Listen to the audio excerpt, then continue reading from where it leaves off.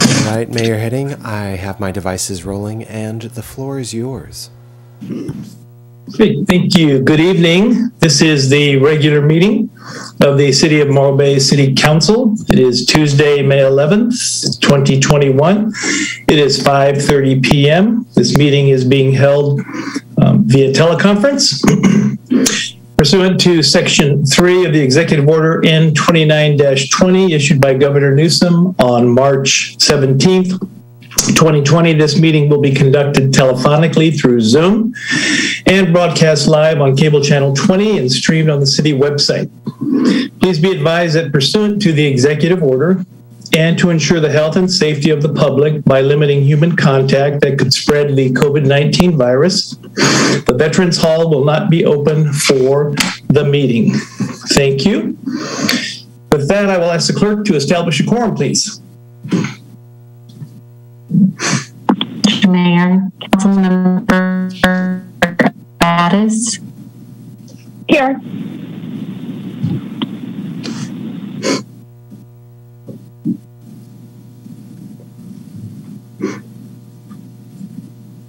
Dana, we're not hearing you.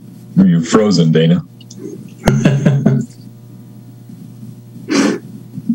Is it working now? Yes. Okay. So are you on me, Dana? I'm here. Thank you very much. Councilmember Davis. I am present. Councilmember Heller. Here. And Mayor Heading. Present. Thank you. We do have a quorum. I will go ahead and call the meeting to order. Our first item is a moment of silence. As many of you may be aware, there was a major incident in San Luis Obispo County yesterday. While serving a warrant on an individual's home, SLO police detective Luca Benedetti was shot and killed. And San Luis Obispo police detective Steve Orozco was also shot and hospitalized and expected to fully recover. We are saddened by this incident. We certainly share the sense of loss and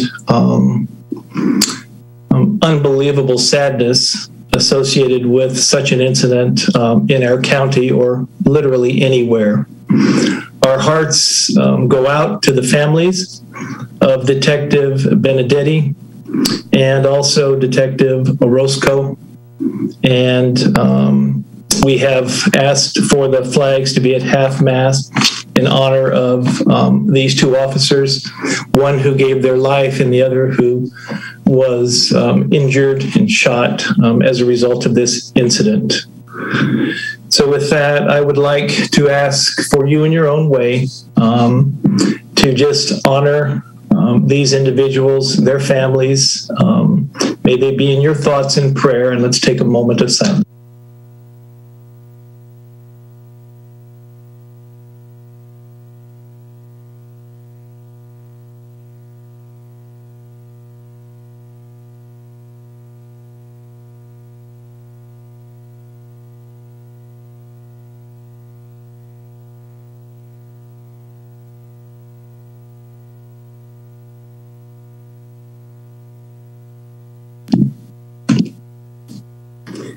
Thank you.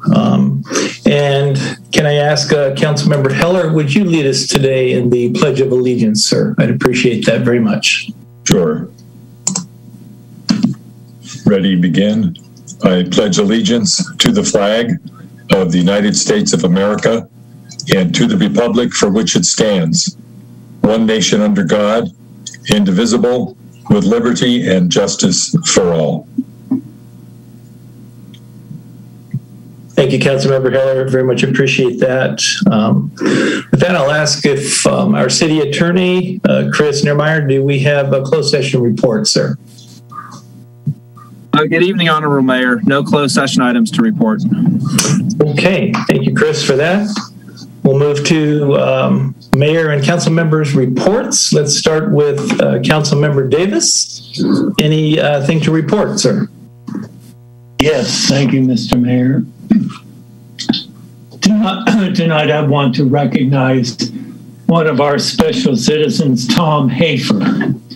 Tom is president of the Morrow Bay Commercial Fishermen's Organization. He and I have met a couple of times to discuss ways to support our harbor facilities and our fishermen. Tom is smart and creative, and we'll get to see some of his work later tonight. So thank you, Tom. And that's all I have tonight. Thank you, Councilmember Davis. And Councilmember Heller, sir, any report this evening? No report. Thank you, Mayor. Okay, thank you. Councilmember Barton, anything to report? No formal report, but I had a nice conversation yesterday while out walking my dog with the couple who are currently in one of the camping spots by the basketball court on the way out to the rock. Interesting couple. They're on their second time around with a whole gaggle of foster kids and raising them up and using their time spent in Morrow Bay as a teaching lesson of, the wildlife, the signs with all the explanations on them and everything. They were so happy that spot was open, and it was a pleasure to speak to them. Great. Thank you so much. Councilmember Addis, anything to report this evening? I do have a couple of things, and I want to start off by saying that my heart is with San Luis Obispo PD, and thank you, Mayor, for that moment of silence and having them in our hearts and our thoughts. I attended Harbor Advisory Board on May 6th as a liaison, and a couple announcements from there is there are salmon, and so the commercial fishermen said, please come buy some salmon. And that's a celebration that there's salmon. And then Sharice Hansen is the HAB chair, and she has designed a decal for local waterfront businesses to encourage local shopping. So they were talking about ways to get these decals out to waterfront businesses.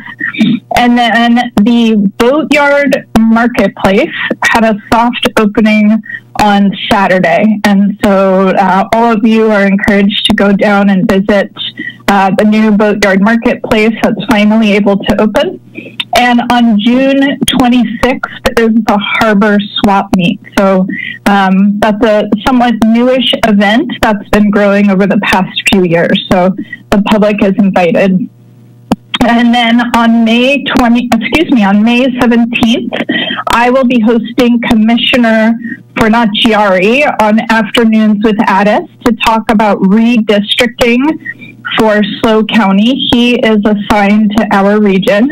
And interestingly, SLO County and Morrow Bay have been reported to have lost population since the last census.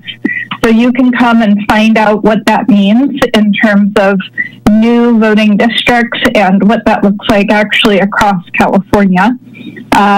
And then on May 19th with Women's March SLO, we will be hosting Kara Woodruff, who is a SLO County land conservation champion and a senior policy advisor for Senator John Laird.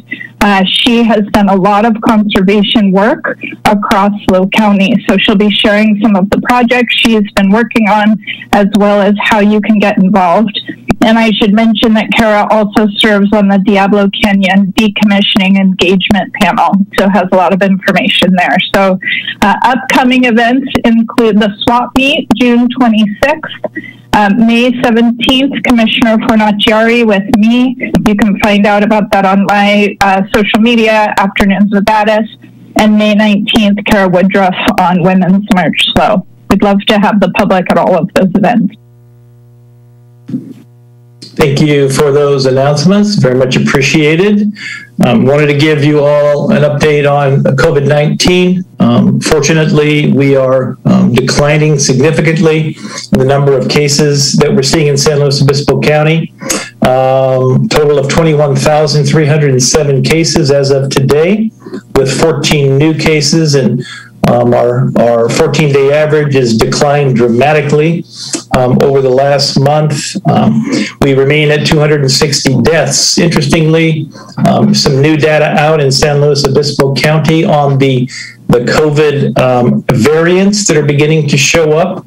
To date, we've identified, or the county's identified, 87 of the UK COVID-19 variant species, 43 of the, quote, West Coast variant, 6 cases of South African variants, and 5 of the, quote, Brazil variant of COVID-19. So we're beginning to see some of the mutants show up in our county, and that information is contained and updated routinely on readyslow.org, our county's website. Fortunately, these variants are very susceptible to the current vaccines that are out. However, as new variants come out, there will be with certainty probably the requirement for follow-up vaccination for COVID-19 for those who have been vaccinated. That will be in the future, and further announcements regarding that will come out from the CDC soon. The county has administered or received, I should say, over 156,000 vaccine doses.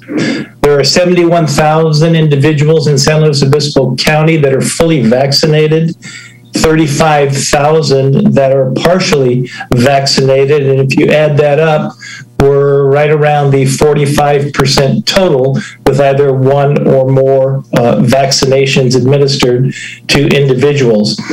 As of today, age 16 and older individuals are eligible for vaccinations. The Pfizer product or vaccine just today received emergency authorization through the FDA for the age group 12 to 15. And this Friday, beginning this Friday, individuals age 12 to 15 will be eligible to receive the vaccine. So that is encouraging, opening up a significant new group of young people that will be eligible for the vaccine. Ages less than 12, current studies continue to be done on that age group, and I would expect within the next month or so that we will see new data out that will support the use in that younger age group. If you're looking to get vaccinated, the county clinics are still open, Arroyo Grande, Paso Robles, and San Luis Obispo, which is administered through Cuesta College. However, on June 4th, these county clinics will close because of the availability significantly of the vaccine through clinicians' offices, retail pharmacies, and other outlets. And so again, as of June 4th, the county clinics, the 3 county clinics will be closing. If you would like to sign up for a vaccine, that website is myturn.ca.gov. Again, myturn.ca.gov. And I personally, as a clinician, highly recommend that you consider getting vaccinated if you're eligible, that you consider getting your young people, 12 to 15, vaccinated this coming Friday. And as we continue to hopefully move towards achieving herd immunity, which is about 60 to 70% of the population being fully vaccinated. Again, San Luis Obispo County, we're at about 45%. So with that, I'll turn it over to Mr. Collins. Sir, any announcements? Yes, thank you, Mayor, council members, and community members. Just a few quick updates, and then one a little more information. So our new Public Works Director, Greg Wallach, has officially started with the city as of yesterday, May 10th, 2021. And I'm personally delighted, as it allows me to return to my other full-time job of being the city manager for the city. We're so glad to bring Greg on beyond that because of his excellent leadership qualities and experience in public works field, and the approach that he plans to take in getting to know not not only all the staff, the council members, but our community members as well. So we're excited to bring Greg aboard. Greg can wave and say hi to everybody. I know he'll be excited to give his first presentation soon to City Council. And then moving on, we are putting the final touches on the proposed or draft fiscal year 2021-2022 city budget that will be coming out tomorrow. I want to thank Katie Lichtig, our interim finance director, and everybody else working under her. Done amazing work in the last month, I would say, just trying to catch up with all the new changes at the federal level and with Measure E coming in and cannabis revenues. It's been a very interesting roller coaster from where we were last year to where we are looking to wind up next year. And just really want to thank the whole finance team for bringing forward a really good budget. So look for that tomorrow. We are conducting interviews for the Administrative Services Director / Assistant City Manager this week and hope to move forward in selecting that individual within the next several weeks. And then moving on, we wanted to give a bit of an update on the pipeline or conveyance component of the water reclamation facility program. It's been, work going on in portions of Quintana, but now we're moving into the more impacted area where we have a lot of businesses.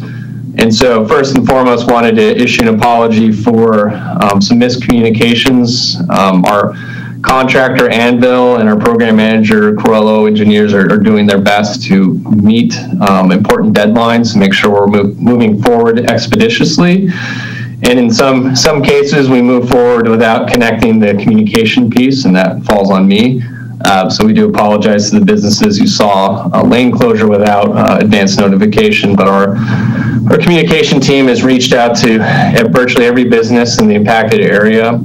And in those, they will be seeing impacts in the coming weeks so that everybody's clear about what's happening and when, to the best of our ability. Of course, things shift a little bit, so we can't give precision, but we can give accuracy, and that's the whole goal. So again, want to issue an apology for that miss, but hopefully with some of the changes that are being made internally with the team, that will never happen again. And with that, I just wanted to give a few minutes for Paul Amico of Corello Engineers, who's in essence serving as the construction manager for the city side on this project, or this component of the project, give a quick update, what's going on and what to expect, and we can answer any quick questions that council may have. Paul, take it away. Thank you. Hi, good evening, everybody. Thanks, Scott. Appreciate it.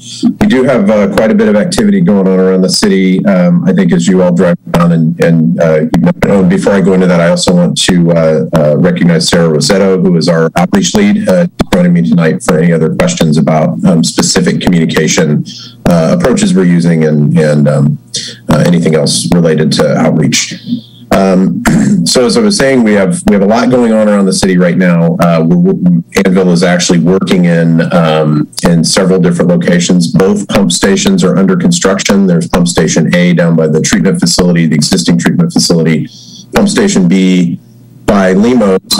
You might expect to see some periodic lane closures around those. Most of the activity is out of the right of way, so they can do that off without restricting traffic, but they do need concrete deliveries. They do material deliveries and other truck traffic around there, so they may restrict that occasionally for a short period of time.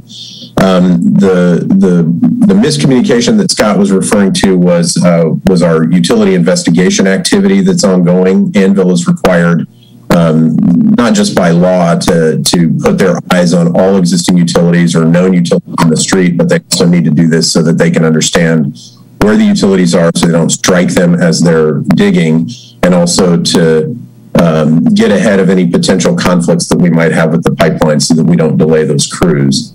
There are two pipe crews right now, pipeline crews working. One has been working for a while between Quintana, between La Loma and South Bay Boulevard. They'll continue that activity for the next several weeks and then turn the corner on South Bay and come up toward the existing wharf site where I happen to be sitting tonight. So the other pipe crew that Scott referred to had just moved in today on Quintana. There's been some pre-work, including that potholing work that started several days ago. That trenching activity started today, and it will continue for the next 6 to 8 weeks as they get up to Kennedy Way. And that traffic restriction that you see out there, you'll see it if you go by tonight. It remained in effect, and it will be that way until they get past Kennedy Way. So that lane restriction, that lane closure is in effect. All the businesses remain open in that area. Businesses are open, signs, and things seem to be moving along pretty well. I think the most notable thing, once people get used to it, that you might see change, is they do have to hold traffic occasionally, periodically. They load dump trucks full of dirt as they're going along, as they dig. It's just a tight corridor, and they have to stage the dump truck behind the excavators. They have to swing all the way around and put the dirt in there. Last two things are, we would consider them not necessarily major pipeline activities, but they are pretty notable. The first one is there's Southern California Gas has moved in to the Las Tunas intersection by Morrow Bay Coffee, and they're doing some pre-work to relocate a gas main so that we can get in and put in the pipeline under the roundabout, which will be done trenchless. Las Tunas will close in 2 weeks and will be closed to the of that trenchless crossing. So if you have any questions, I'm glad to answer those as we go on. The last item is a water main, work on some existing water mains down in the area near La Loma. And so there will be a water shutdown. We've noticed those residents, the affected residents and businesses in the area, and that work is scheduled for, I believe, Thursday. Now, we've had a slight change. It was originally Wednesday, and now it's moved to Thursday. Trouble getting all the materials that they needed to do that work. I know I covered a lot of ground, so we're glad to answer any questions you all might have.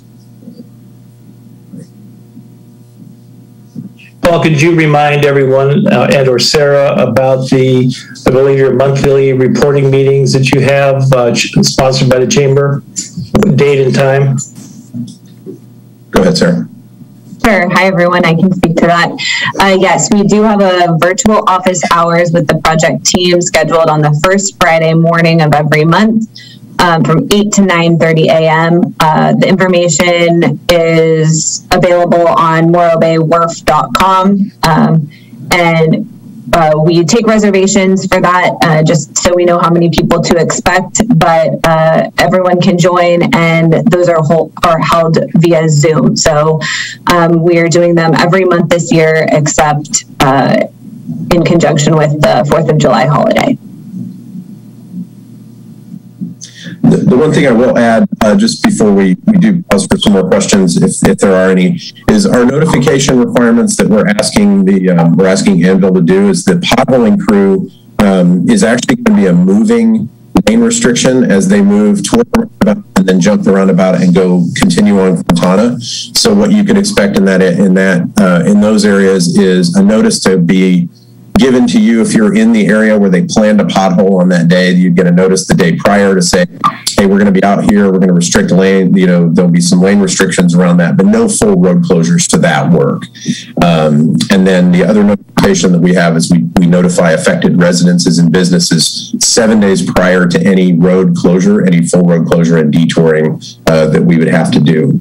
So with the traffic control that's in place now, no additional notices should be out for any lane restrictions or lane closures, but you might see some for that potholing work and then any other work that might be occurring related to the work at Las Tunas or around the water main, existing water main work we're doing.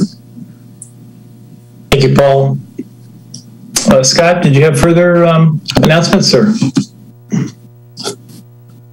Just to add that, the open for business or business open signs are going up or may have already been put up. And then we're putting staging a few more of the general wharf large signs so that people know what's going on in the various areas, since Paul identified at least 4 major areas of where work is occurring, and we want to make sure that signs are prominent so people know what's going on. I think it's easy for us to know, hey, that's the wharf project, obviously, but not everybody's attuned to that. So we want to make sure people understand what's going on.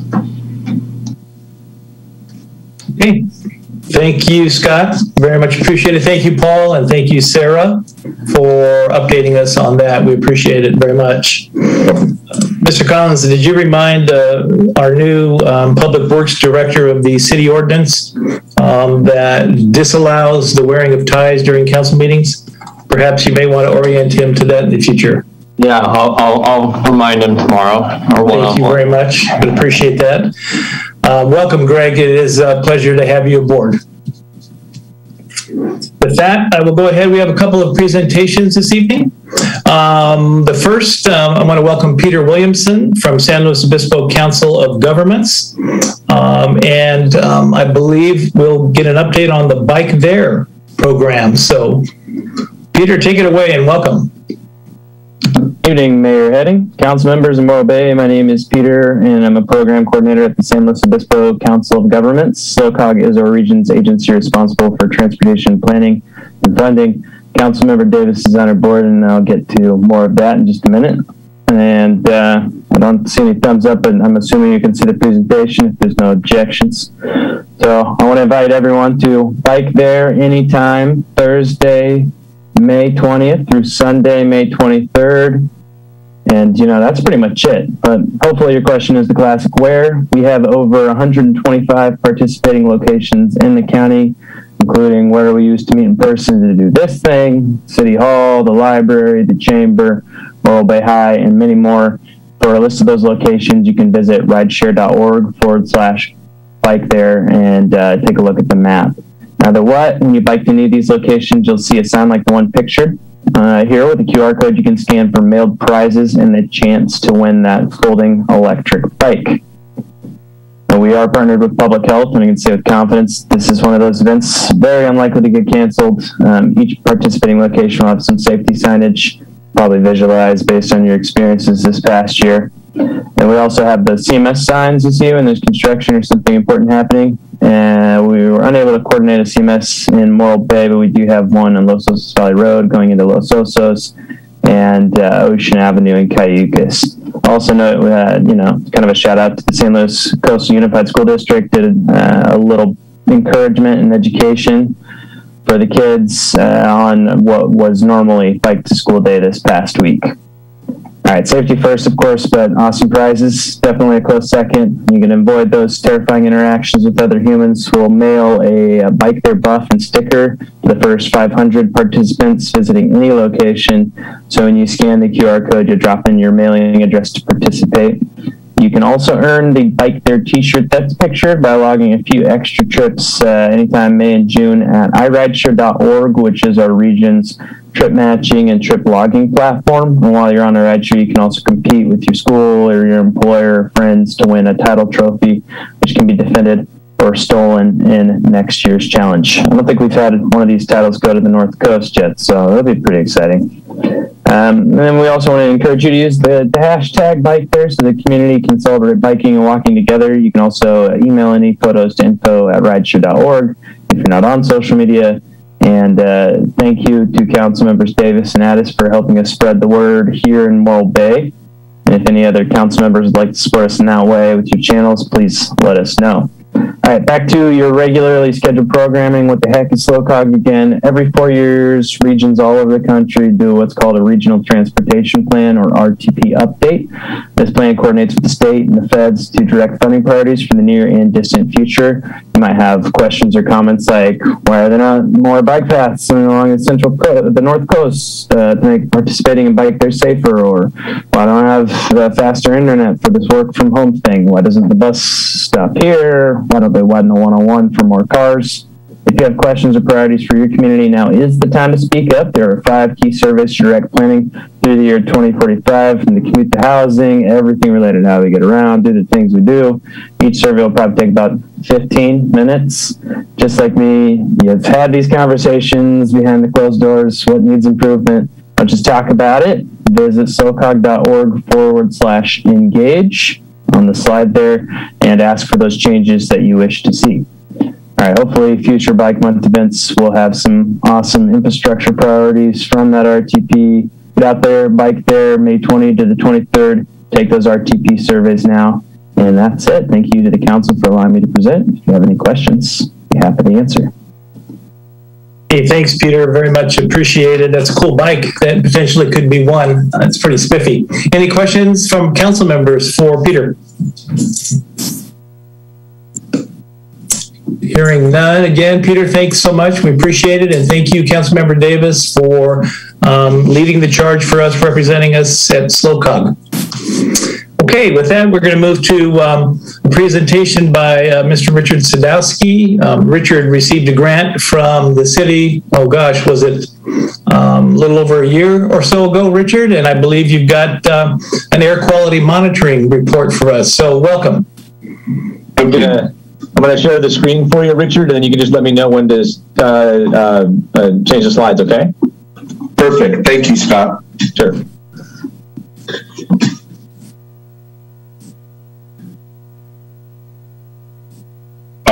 Go ahead and you can start the presentation there. Okay, sorry. We can see it well, Richard. Okay, right on. First, I want to thank the previous council for the 2019 community grant, and a special thanks to Stacy at Ecologistics, our fiscal sponsor, and Brom Webb for making this possible.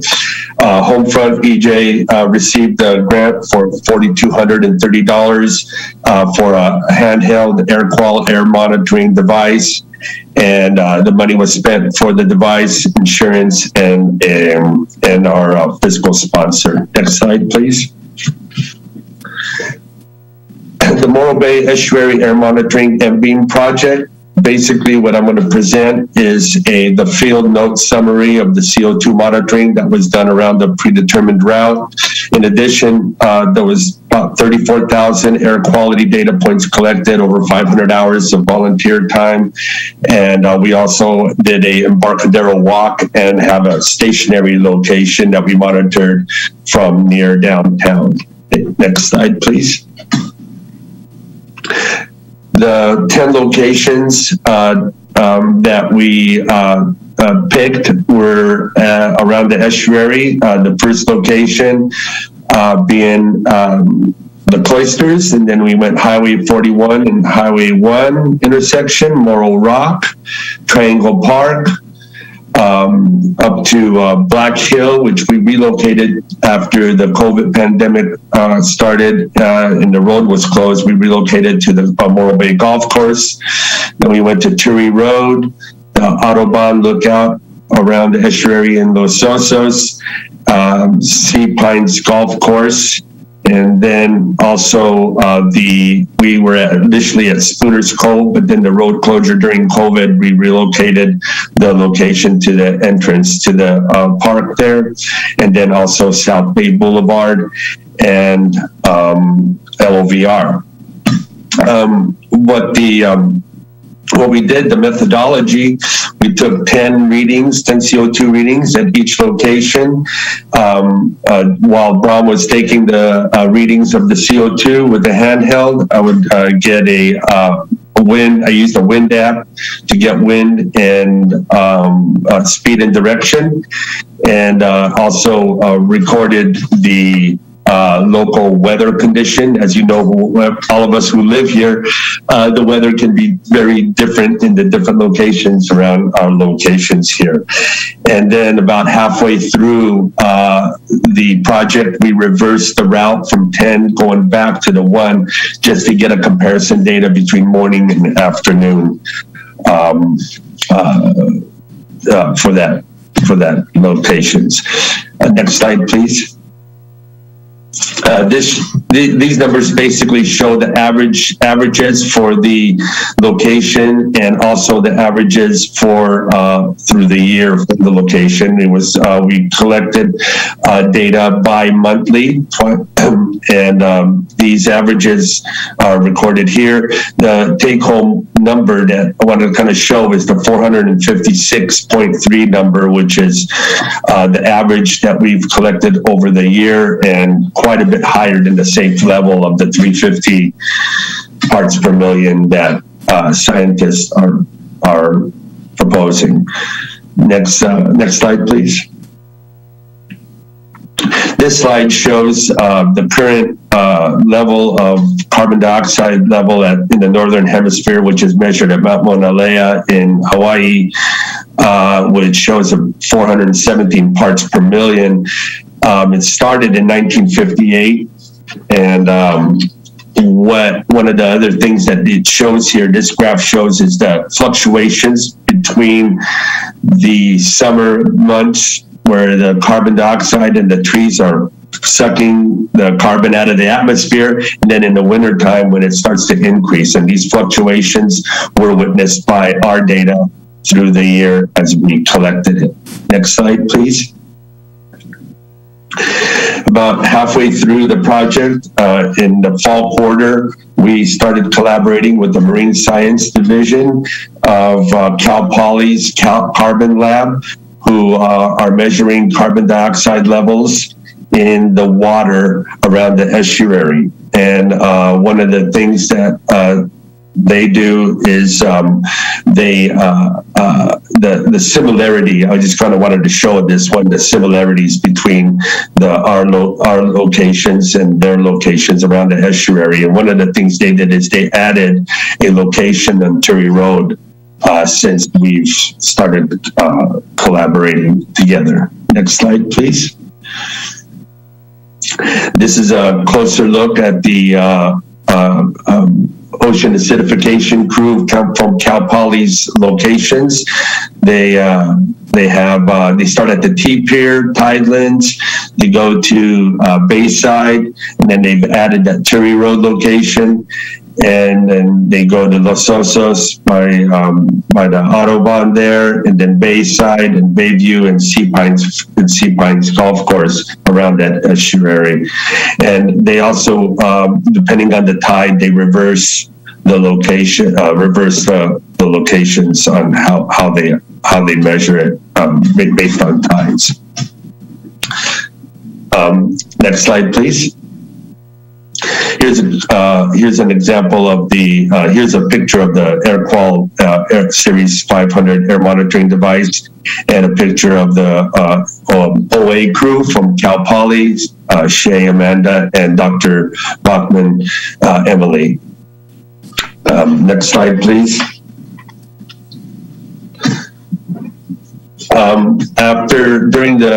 During the winter quarter, they stopped collecting data because of COVID restriction, and they picked up again with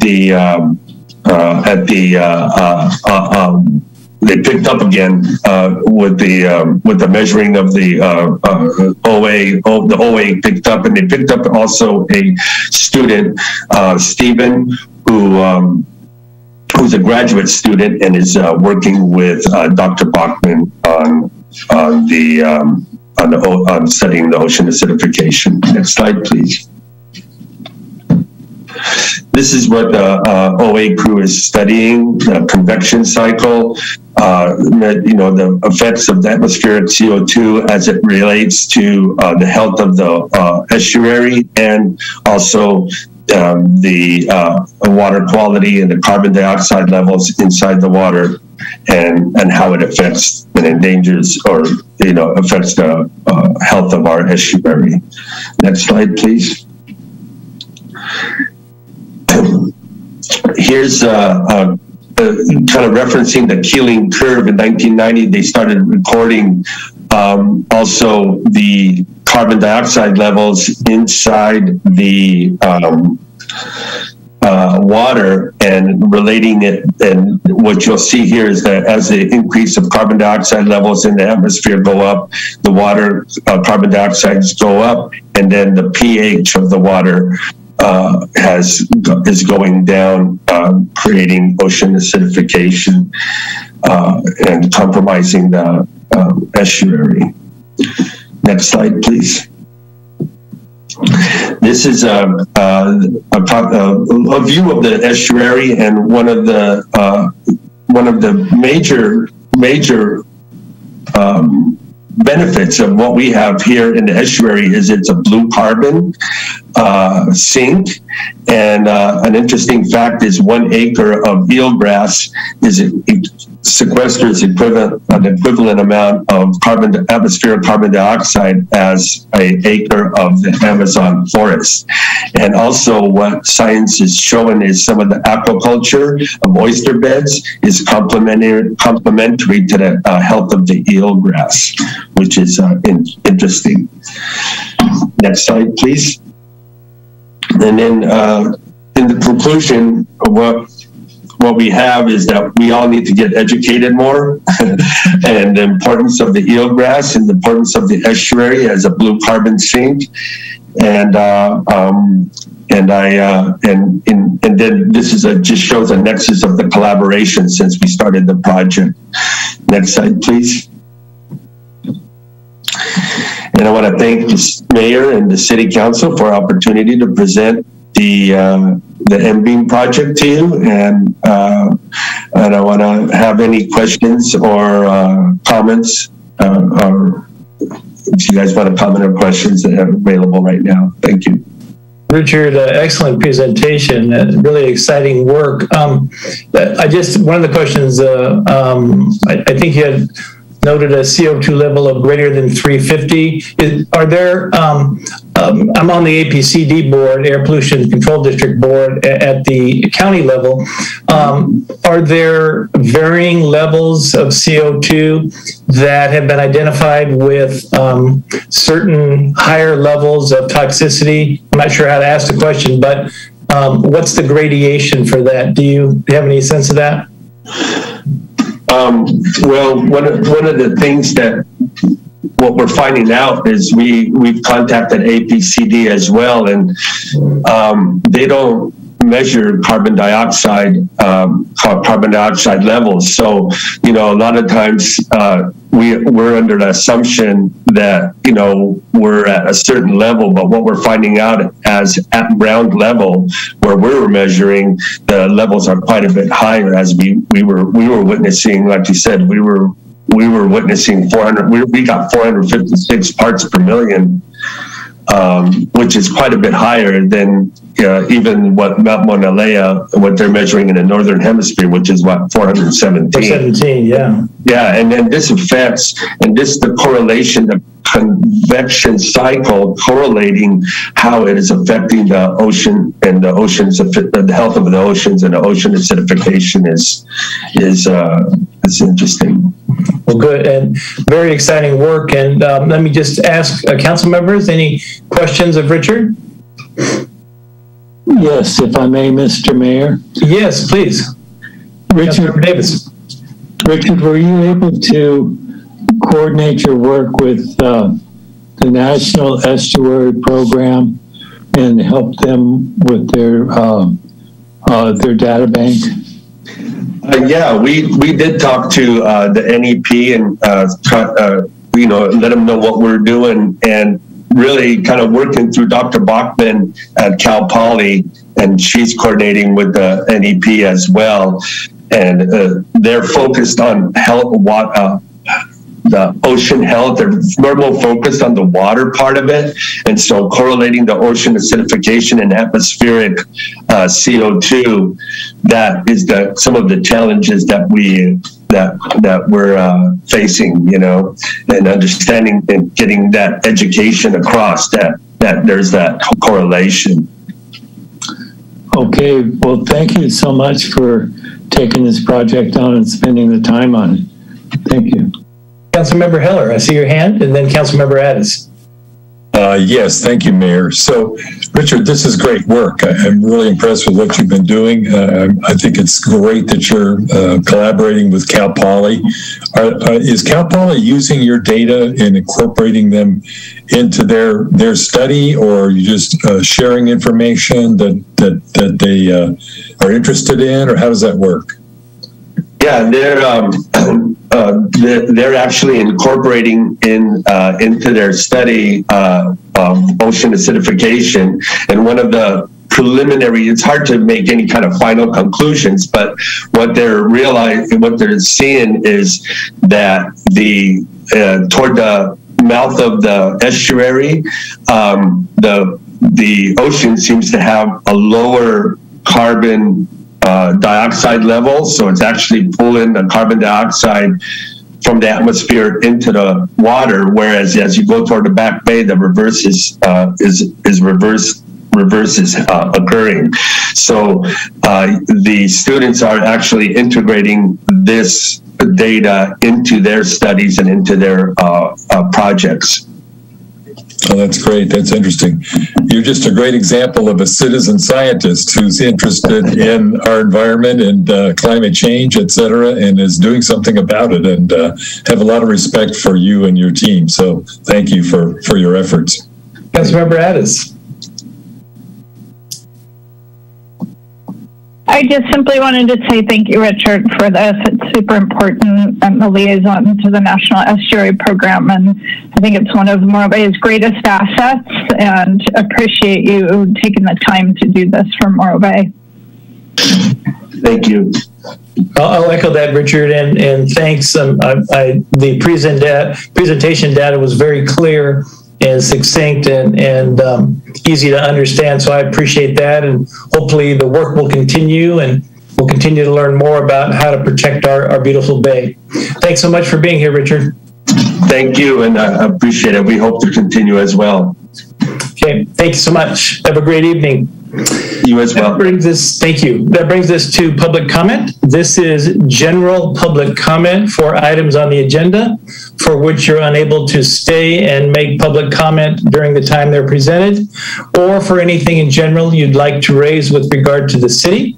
So again, the rules for engagement are on the screen. If you're connecting via Zoom, please be sure you use the raise hand feature if you'd like to speak.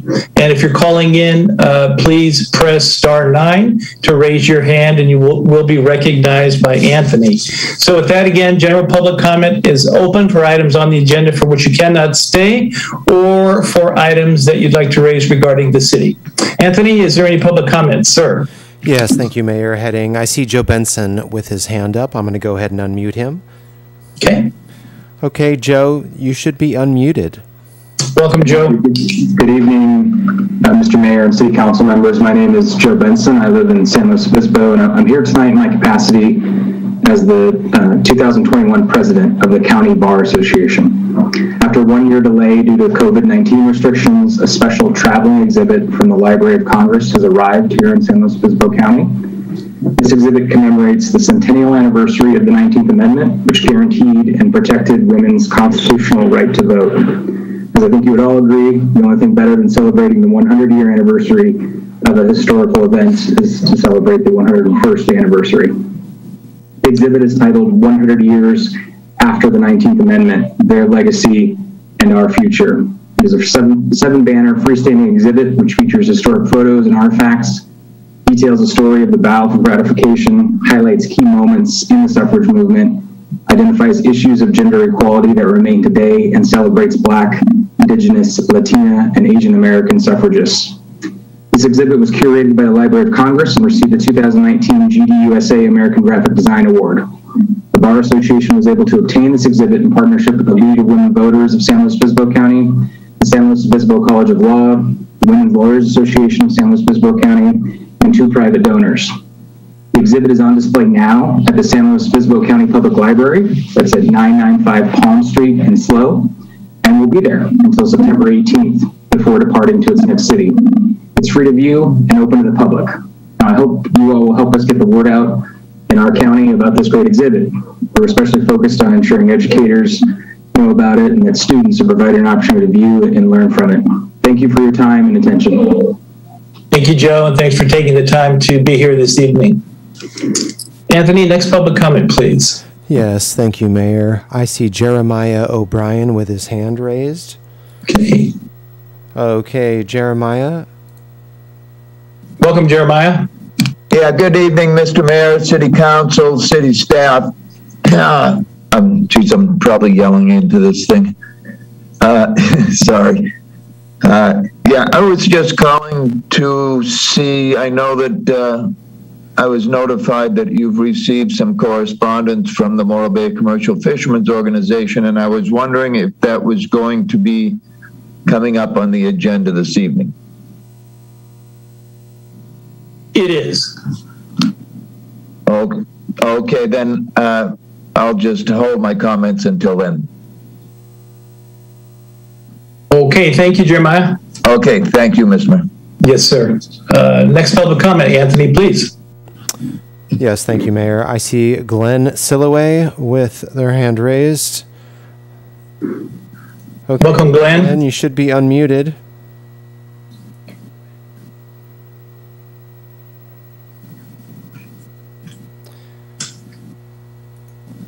Are you there, Glenn? Sorry, yes, I'm here. I thought it automatically unmuted. Welcome, Glenn. Thank you, Mr. Mayor and City Council staff.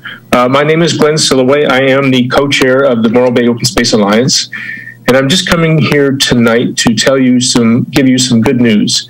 Mimbosa has finally finished our project to conserve Eagle Rock with the recording of a conservation easement agreement with the city on the deed of the property. This will bind current and future owners to keep Eagle Rock as an open space in perpetuity. Finally, and happily, it's finally a done deal. The City of Morrow Bay will retain ownership of the parcel and will continue to do routine maintenance. The public use of the parcel will continue as always, free and open to the public for walks, picnics, or just a refreshing pause in a natural place with stunning views. The Morrow Bay Open Space Alliance started working on this project in the fall of 2017. Over that time, we raised $265,000 to pay the city for the conservation easement agreement. This was the work of many, many Morrow Bay residents and others, and way too many to name everyone here. But I do want to publicly thank our board members and some super volunteers who put in an awful lot of time to get this done. They include Diane Bianco, Donna Burke, Nancy Castle, Greg Cordes, Nicole Dorfman, Janet Gibson, Jan Goldman, Ken Green, Joan Graffia, Marty Lomelli, Bill LaFay, Karen Luman, Travis Mellon, Tina Metzger, and my co-chair, Noah Smuggler. I want to say I'm especially proud of Nicole Dorfman, who was our finance chair, and her team, Ken Green, Joan Graffia, and Marty Lomelli, who just worked their butts off getting this fundraising done. They attracted contributions from over 170 neighbors, supporters and businesses, large and small, which says a lot of good things about Morrow Bay. We kicked off the campaign in September 2017 with a large gift from the Larry L. Hillbloom Foundation. And over time, we had several large gifts of $10,000, a $20,000 challenge matching grant from Castle Wind, and an absolutely unforgettable benefit concert put on by Kent and Karen Nagano. And as most of you know, Kent was raised on the hillside there at Eagle Rock, so it's a special place to him. Our website is currently under renovation, but you can go to mbopenspace.org in a few weeks to see the entire list of donors. Finally, thanks to the council for letting us take on this project. It required somewhat of a leap of faith, but thank you for your support, and the council and staff have made this project easier for us to complete. So thanks to everybody, and I hope you go up there and enjoy it soon. Thanks. Thank you, Glenn. Anthony, next public comment, please, sir. Yes, thank you, Mayor. I see Betty Windholtz with her hand raised. Welcome, Betty. Thank you. This is Betty Winholtz. I have 3 questions around the WRF. One of them has to do with the fact that the Public Facilities Corporation did not meet in January. It was canceled. My understanding is that these kinds of boards are supposed to meet once a month. I apologize, once a year. So, and I have not seen that has been rescheduled, and wondering if it will be. My second question has to do with the comment that was made that the costs are up on the WRF project, the sewer project, and yet our rates are not going to go up. I know that we keep absorbing increased costs because of the low interest rate, but I'm just wondering at what point that absorption isn't going to happen anymore, and at what point we're going to have our fees raised again. And then the third question is, I know that Mr. Caceres has left and we were introduced to the new person this evening.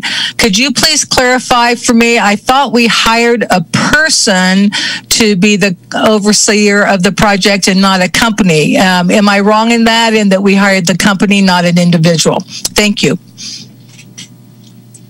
Thank you, Betty. Next public comment, Anthony. Thank you, Mayor Heading. I do not see any raised hands left in the queue. Okay, thanks so much. With that, I will go ahead and end public comment, bring it back to the council. And let's see, Mr. Collins or I don't know if Paul is still with us here, but first of all, let me start with Chris. The question about the Public Facilities Corporation annual meeting. Can you comment on that, sir? Sure. So it is correct that the bylaws for the corporation provide that there is scheduled a regular annual meeting. And that annual meeting does not have to be held. And the city canceled that annual meeting because there was no business to be transacted for the corporation. When there is business to be transacted, then either it'll be held at that annual meeting or a special meeting will be called for the corporation. Thank you, Chris. And then Scott, I do believe the WRF quarterly report will be coming up. And there'll be information on costs and rate sensitivity. Can you clarify that for me? Yeah, that's correct. The Citizen Finance Advisory Committee meets next week, next Tuesday. So they'll be reviewing that. And yes, it's correct with the low interest loans that we've both contracted with or come into agreement with WIPIA. EPA for the WIPIA loan, and are soon to lock in with the state revolving fund administrators. Provides sufficient, I guess, flexibility or elasticity in our rates. So we don't anticipate those being changed for quite some time, which is good. And then the other question was around our program manager. Yes, the contract is with Corello Engineers.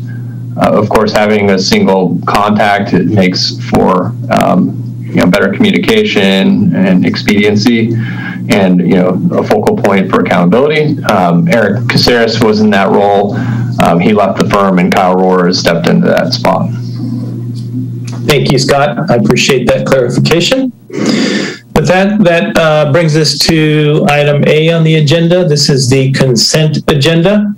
I'll go ahead and open up public comment. This is public comment for any item on the consent agenda, A1 through A3.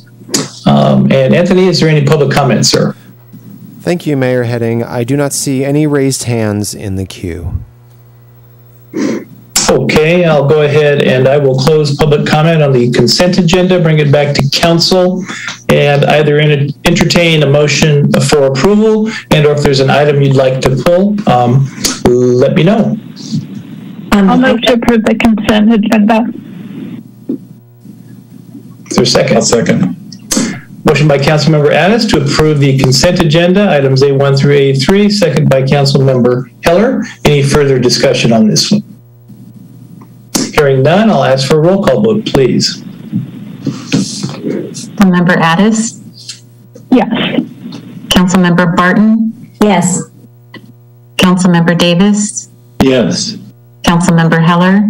Yes. And Mayor Heading? Yes. Motion carries 5-0. Great, thank you. That completes item A. We'll move now to item B, public hearing. Public hearings, I should say. We have several this evening. The first is a continuation of a public hearing that occurred 2 weeks ago at our city council meeting. This is the continued public hearing for consideration of the Plan Morrow Bay, General Plan Local Coastal Plan Program Update, and the final environmental impact report and related documents, and to provide direction as deemed appropriate. And I am going to turn it over to Mr. Graham at this time. Thank you. Thank you, Mayor Heading. Before I hop into the PowerPoint presentation to continue review of Plan Morrow Bay, just want to kind of introduce the team. There's myself, there's Chris Burzbach from Rincon, who will be presenting the EIR to the council here in a couple of minutes, and then there's Amy Sinsheimer with PlaceWorks, and she's been with us from the beginning and responsible for largely for the development of Plan Morrow Bay. And then Cindy Jacinth, our senior planner, is also on. With that, I'm going to share my screen.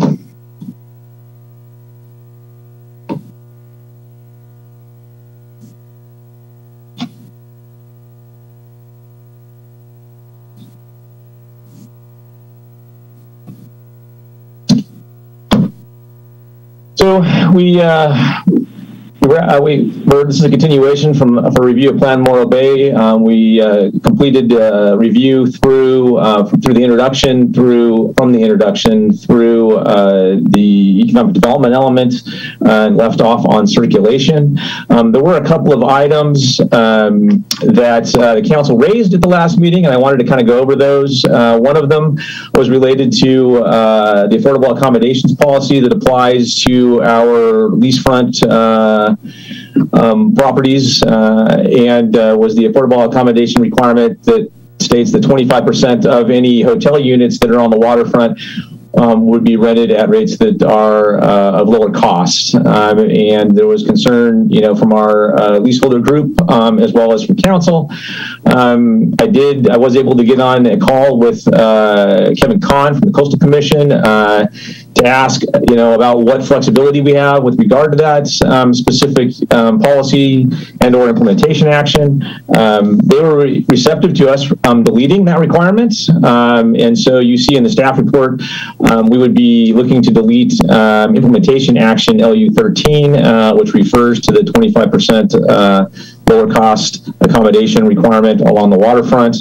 And then we would be amending also implementation action LU 17 to remove the reference to the 25%. Had a fairly long conversation with coastal staff about, what we need to do related to this issue moving forward. They want us to include it in our the implementation plan for Plan Morrow Bay, which is the zoning code. But they did indicate that, we have a lot of flexibility in how we address it.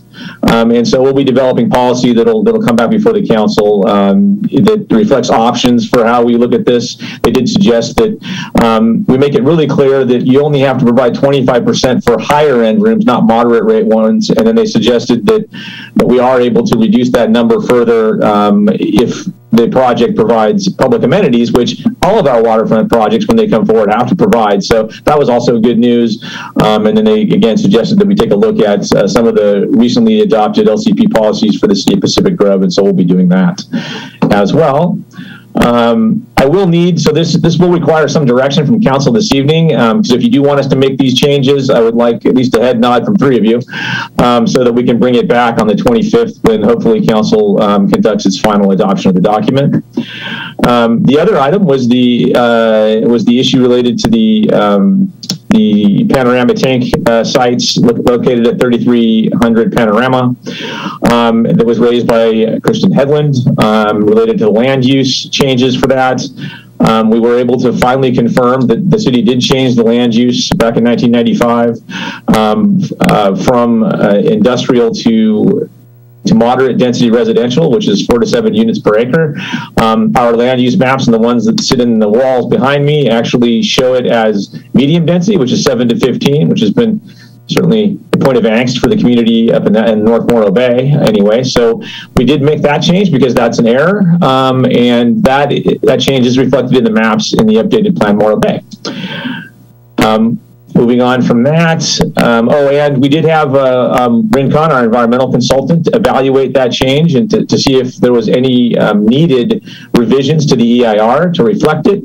And in response to that, Rincon provided an update letter, that just recognizes the change. Because we're going to less dense land use, you have fewer impacts really related to that change. So no issue there. The letter did include a couple of errors in it. it, and so we're going to have Rincon update that. One was it identified the site as being 15 acres when in fact it's around 10, and then it said we were going to low density when in fact we were going to moderate density. So we'll make those 2 revisions and we'll include it in the package for City Council consideration on the 25th. And with that, we're going to move into a presentation on the final environmental impact report.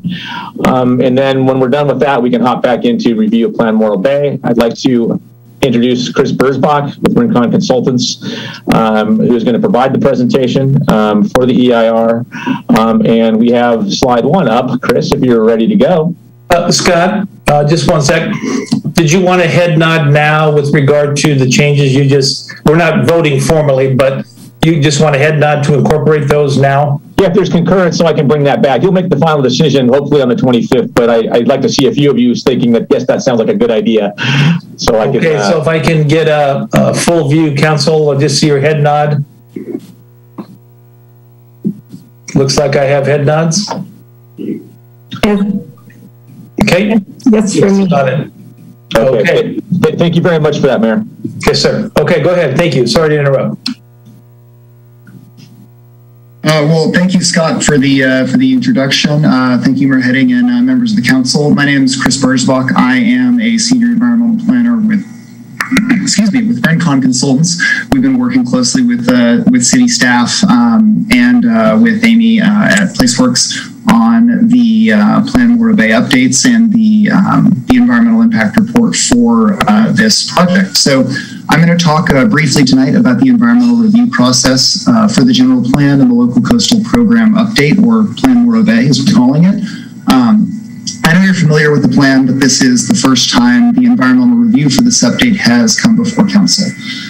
The city has prepared a final environmental impact report, or EIR, for the general plan and LCP update. And EIR is the most comprehensive and detailed level of environmental review consistent with the requirements of CEQA, or the California Environmental Quality Act. The final EIR is an informational document for use in the city's review and consideration of the proposed general plan and LCP update.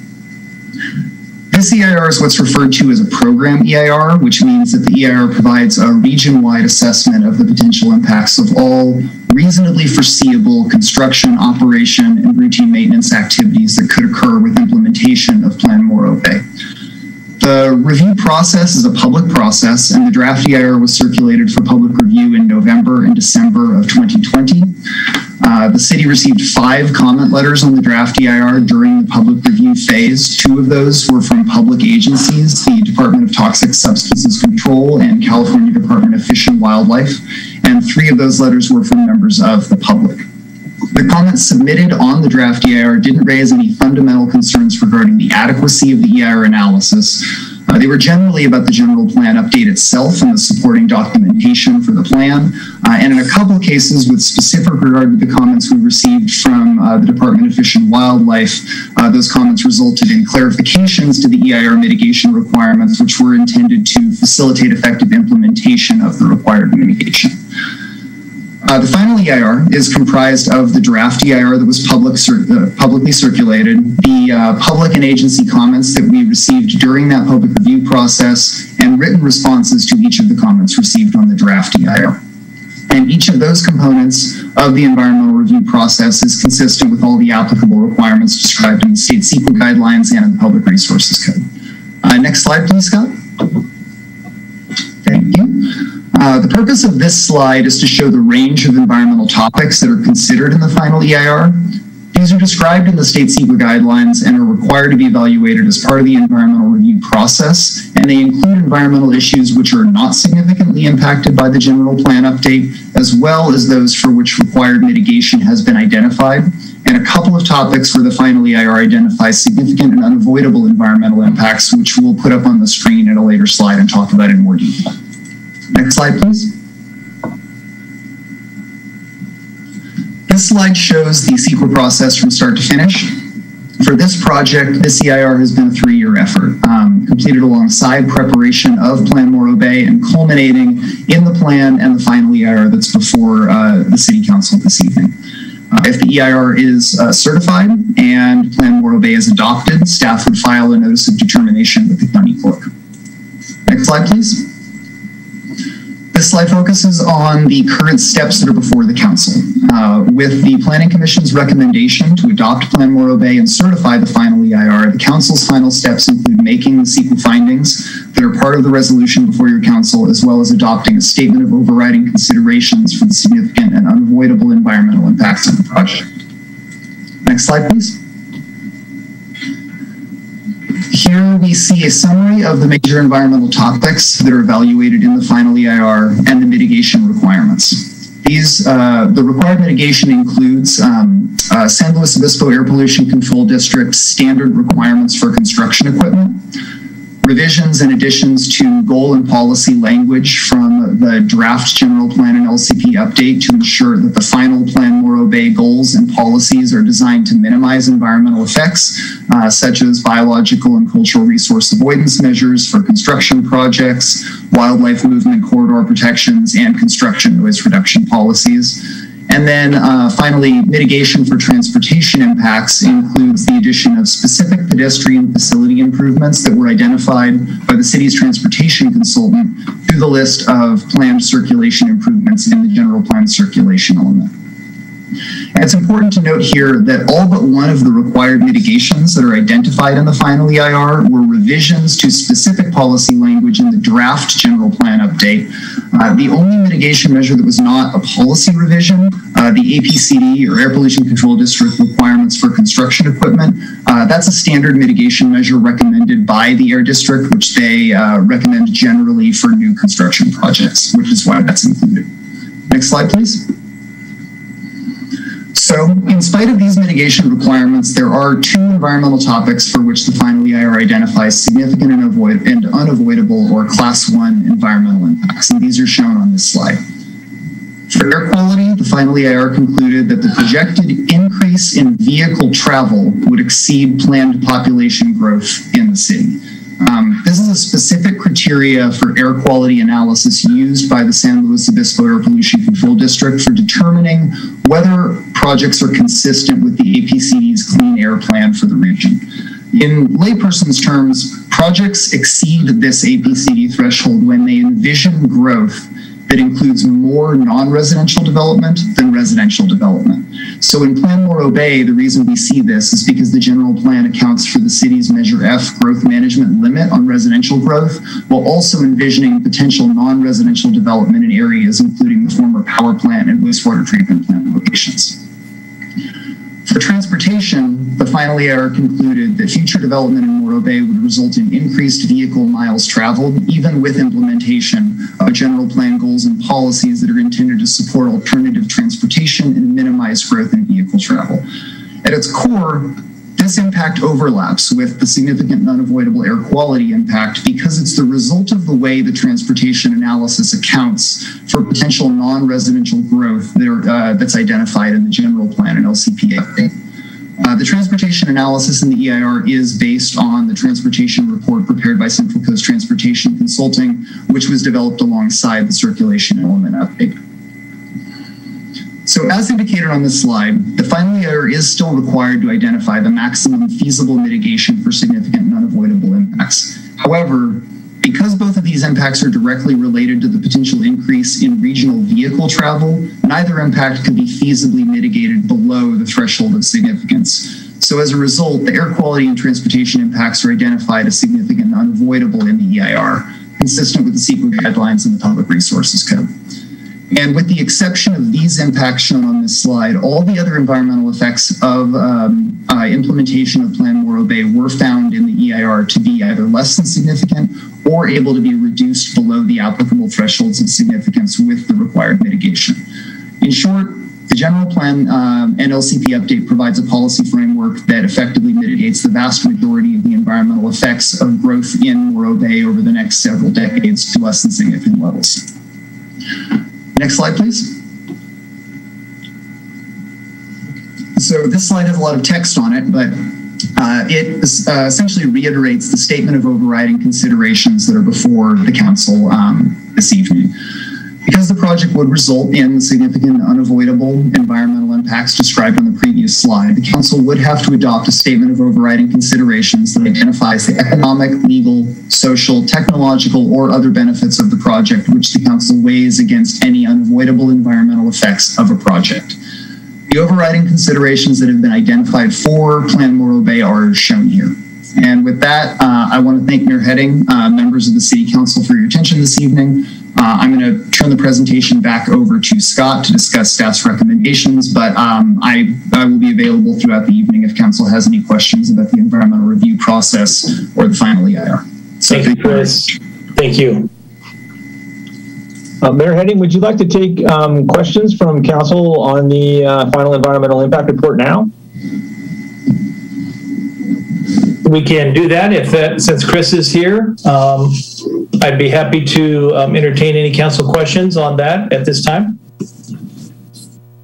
Looking for raised hands or... Yes, Councilmember Heller, I see that hand.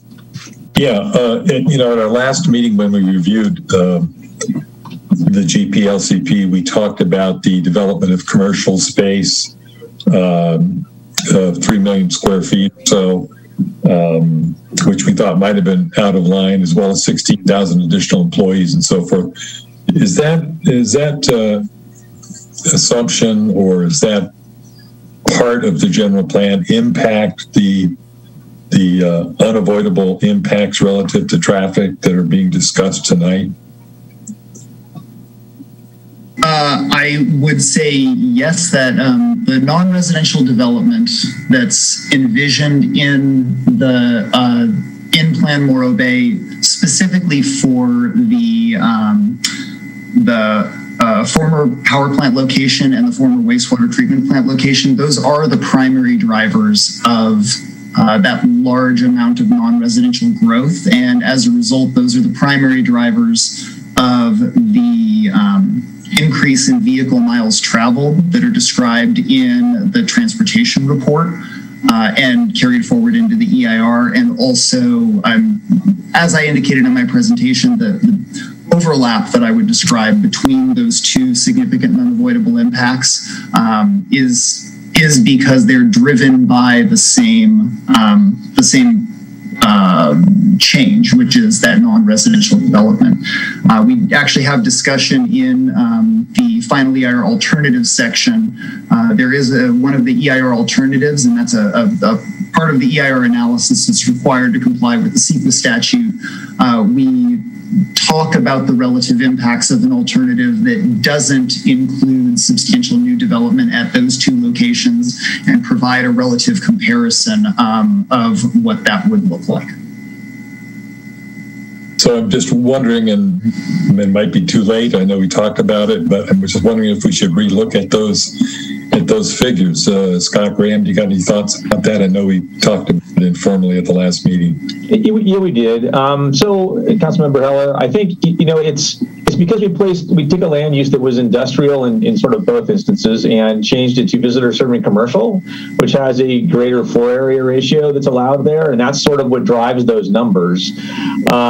Now, you never really get to full build out typically, and there are many things that go into what actually gets built out there. I mean, right now we have a battery project in house that carves out 20 plus of those acres. So just if that project were to move forward, then that would be 20 less acres that's on the power plant side that's available for development, and that would reduce those numbers quite a bit. So it kind of depends. And then we also have the requirement for future development, at least under Plan Morrow Bay, to conduct a master plan or prepare a master plan for redevelopment of the site as well, which would address more finer grained environmental effects from the project, which would probably look to the EIR and look to what was done for the general plan, and then fine tune that based on the project that comes forward in the master plan. So I think, and the city gets to drive some of those things too. Like, we don't want to have all of these impacts. These are discretionary processes. The city can somewhat dictate as to how the sites develop, especially through a master planning process. So I think we have a lot of control over what happens there, and or what happens on the city's current wastewater treatment plant site. Okay, thank you for explaining that. Is there any downside to proceeding with the numbers that we have in there? Might impact future funding for something, or? We'll be, I think over time we'll be adopting or preparing an updated to our climate action plan, that'll address some of these things, again, a little more fine grained than you do in a programmatic EIR. And so I think over time we'll do some additional planning efforts that sort of focus this a little bit more. I think it'll show that we're much better off than the sort of maximum build out, that we get out of the circulation element and the analysis that goes along with that is in the EIR that gets us to a point where we're adopting statements of overriding consideration, for those issues. I think it's just where we're at now in the planning process, and we'll be someplace different further down the road, I guess, is what I would say. Okay. And while I have you, Scott, I want to thank you for taking the initiative and talking with the Coastal Commission regarding the 25% low-cost accommodation clause, which is potentially a big win for Morrow Bay. And I thank you for that, as well as resolving the panorama site issue, which has been around for quite a while now. So thank you for your efforts in that as well. Certainly. Those are the only questions I have at this point, Mayor. Thank you. Great. Thank you, Councilmember Heller. Excellent questions. And I echo your comments, by the way.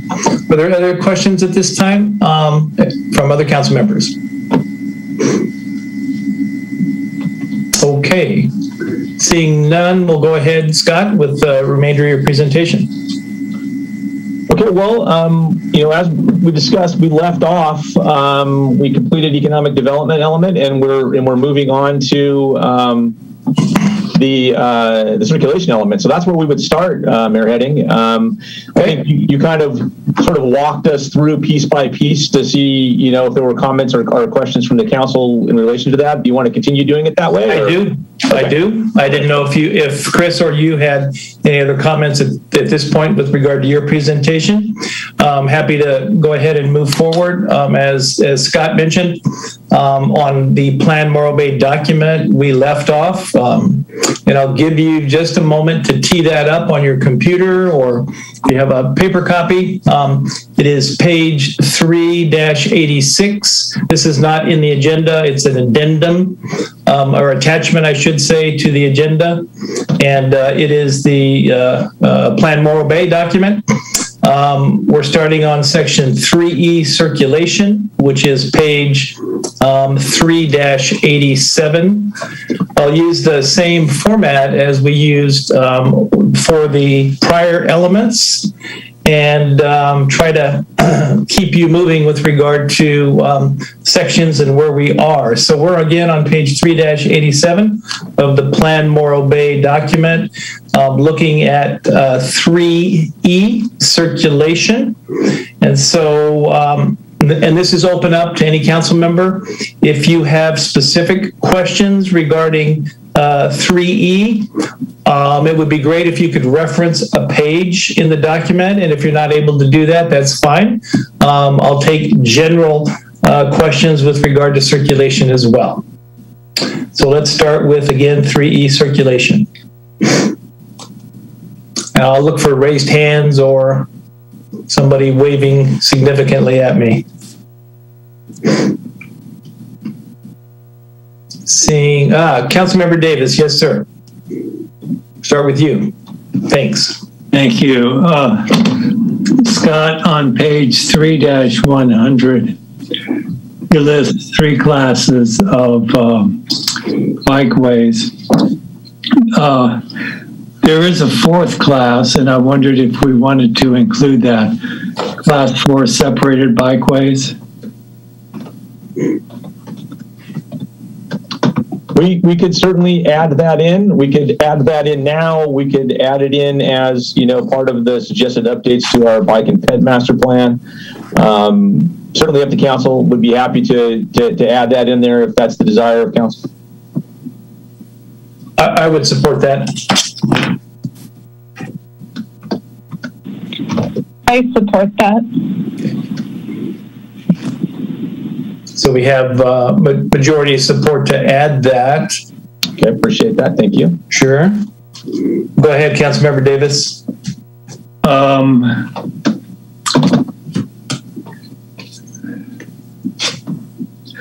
I think that's all that I have right now. I'll look further at my notes, and if I may come back later, I'll absolutely. Absolutely. Councilmember Heller, I see that hand raised, sir. Thank you very much, Mayor. I have a general question. This element, like every element in this general plan, has an enormous amount of information in it. When I think about circulation in this city, which I keep coming back to, which I talked about a little bit at the last meeting, is how important circulation is for the Embarcadero and Morro Bay Boulevard, the downtown business district. In dealing with these, in terms of planning for these, is it best to make this a goal for the council, or should something more specific be in the circulation element, or is there something in there already that talks about complete streets, pedestrians, wide sidewalks, bicycles, and all that? Maybe you can help me with that. Councilmember Hill, we do have a policy language in here that speaks to complete streets. Amy just popped up. Maybe she's got the specific item on I didn't pull up any specifics yet. I was just going to say, yeah, we've addressed all of those issues, but I can look for specific references. And good evening, Amy Sinsheimer with Placeworks. Let me take a look.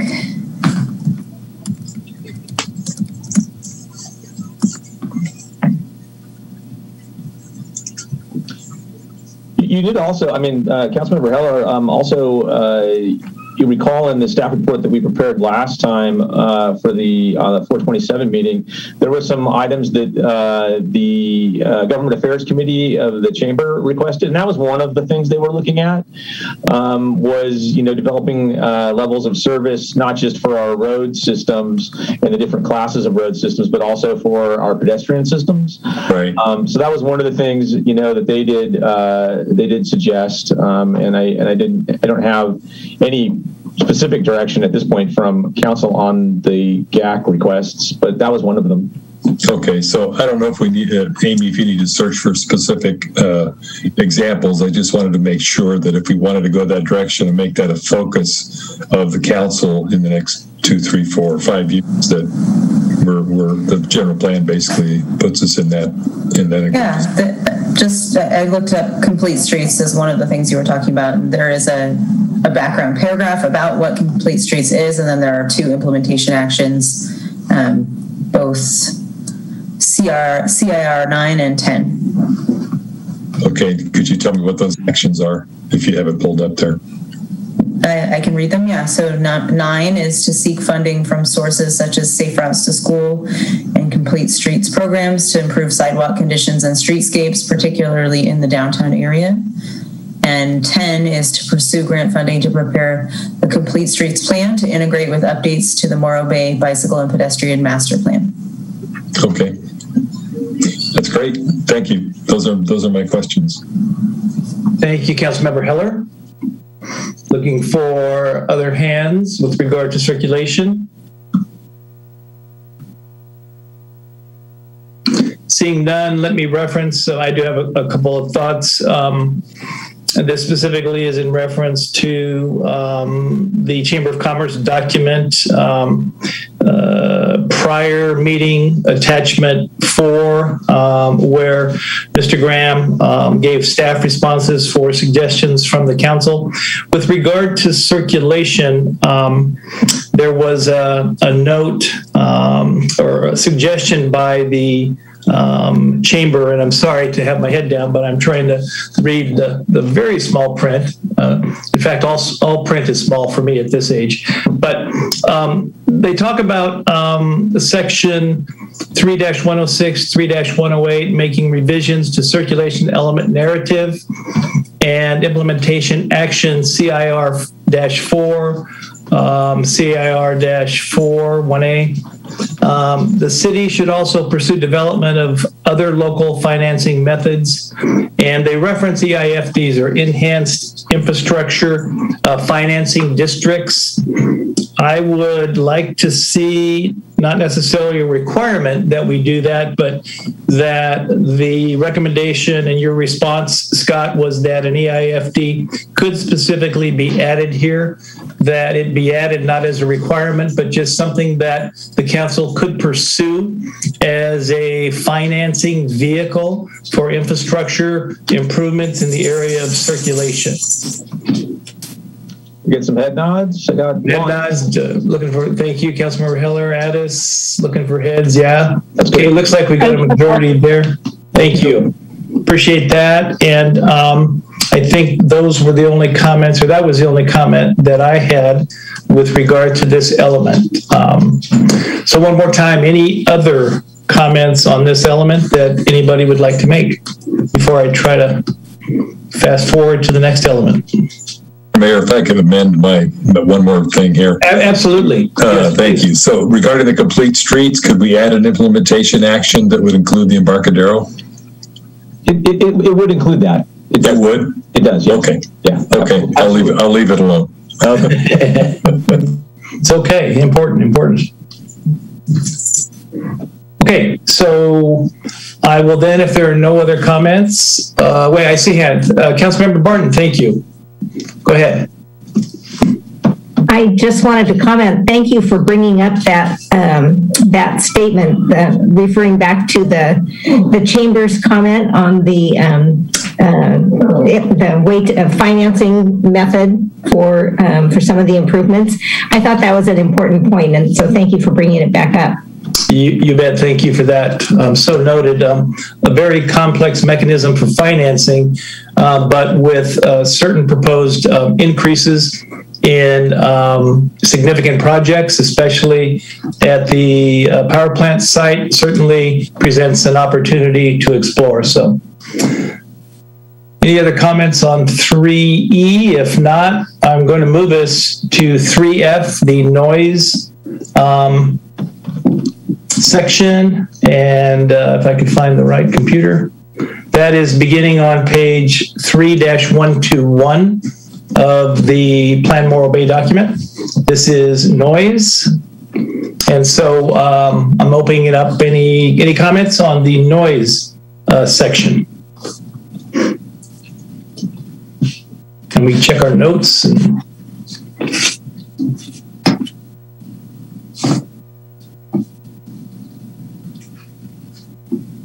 No comment? Oh, yes, Councilmember Heller, thank you. I got to look for that hand in the upper left-hand corner. I'm so proud of myself that I know how to do that, I should just speak up, but no, anyway. Okay. So general questions about this particular element. I think we're planning on updating our noise ordinance in the near future. Is that something that we're going to do or need to do? Council has given direction for us to look at the noise ordinance. That's correct. Hopefully when we get done maybe with this, we'll free up a little bit of staff time where we can sit down with the city attorney's office and work on that. They've reached out to me at least once, and until we can get through this, I don't have a lot of capacity, but we'll after this, yes. Okay, so that's what I thought. I thought we had talked about that. Now, will this general plan inhibit us, and if we wanted to create a more strict noise ordinance than what's described here? No, I think if we wanted to do something that wasn't otherwise envisioned or changed some of the metrics that are in here, we would just go back and amend it. Okay. But we're free to do what we want. This document is a living document. You'll be revisiting it from time to time through its 20-year life, or till 2040 anyway, and we'll be, probably updating, various things in it, either to comply with state law or to do different things the city's interested in. That's pretty common. But you're not looking for a lot of amendments, are you, Scott? Do I want a lot of amendments? No, but okay. Sometimes it makes sense, and sometimes you need to do that. So okay, that's all I have, Mayor. Thank you. You bet, absolutely. Any questions or comments on the noise element? I have the same as Councilmember Heller, so thank you for asking, Councilmember. I remembered us talking about the noise ordinance and was wondering about the interplay between the two, so I'm glad that neither restricts the other at this juncture. Great, thank you. Appreciate that. Noise element going once, twice, okay. Then Mayor Heading, can I yes pause for a second? I didn't bring this up earlier, and I apologize. I'm not sure how you wanted to take public comment on this. I'm going to go ahead with these questions and suggestions, then open it up again at the end of that. Yeah. Great. Thank you, sir. Yep. Good point, though. Appreciate it. So let's see. Moving to the next section, if I can find these pages here.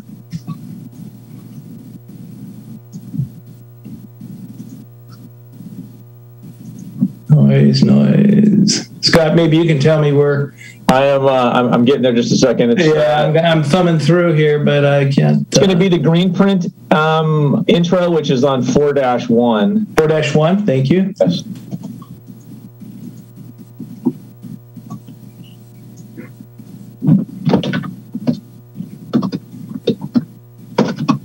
Green print intro, thank you for that. 4-1.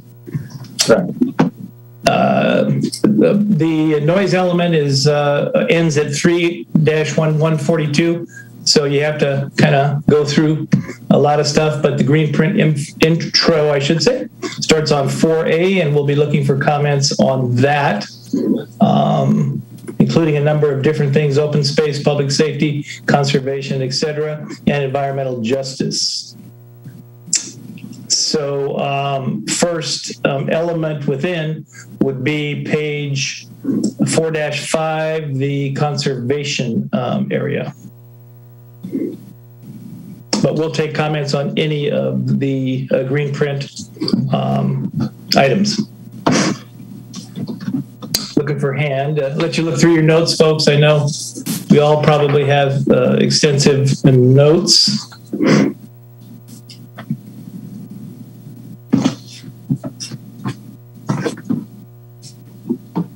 Okay, looking for hands.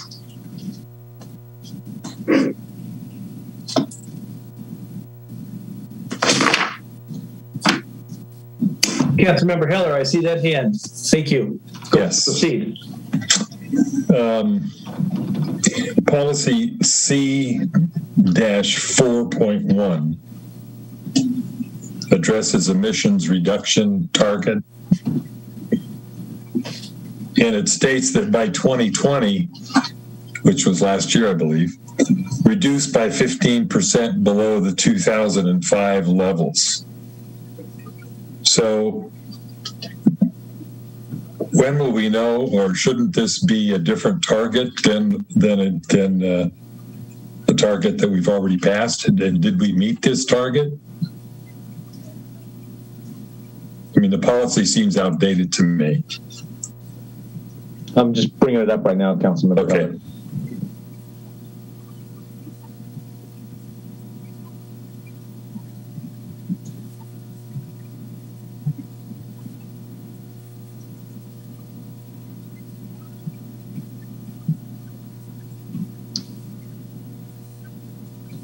Sorry, my PDF froze up. All right.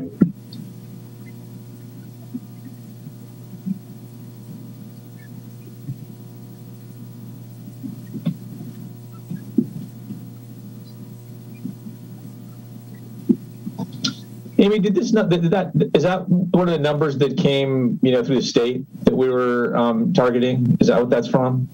I can't see it because I can't get to it. But. Oh, yes. Yeah, I believe this is tied in with the city's climate action plan, and that it would be updated when the climate action plan is updated. And I don't know, I think Chris may be somebody who works more in this issue area than I do, if you have any other thoughts. Yeah, happy to. I didn't want to interrupt anybody, but I would point out Amy's accurate, and Scott as well. These are targets that are driven by state legislation to reduce greenhouse gas emissions. These are consistent with the current state targets. And well, of course, it is obviously the case that 2020 has since passed. I would point out that the policy does include the 2040 target as well, that is geared off of the state's 2050 greenhouse gas reduction goal. And I believe, correct me if I'm wrong, Scott, that the intent is that these would be carried forward in a future CAP update. So we talk about that a little bit in the EIR, but primarily as an acknowledgement that they're consistent with statewide guidance for emissions reduction. And I would just note that at the time they were crafted, it wasn't quite yet 2020, but that I would think could be updated to reflect the current reality while still reflecting a forward-thinking target that's consistent with the state's goal. Okay, yeah, no, I understand. I would like to see it updated. I know there are some new mandates from Sacramento. So if possible, I'd like to have this policy updated and made more current.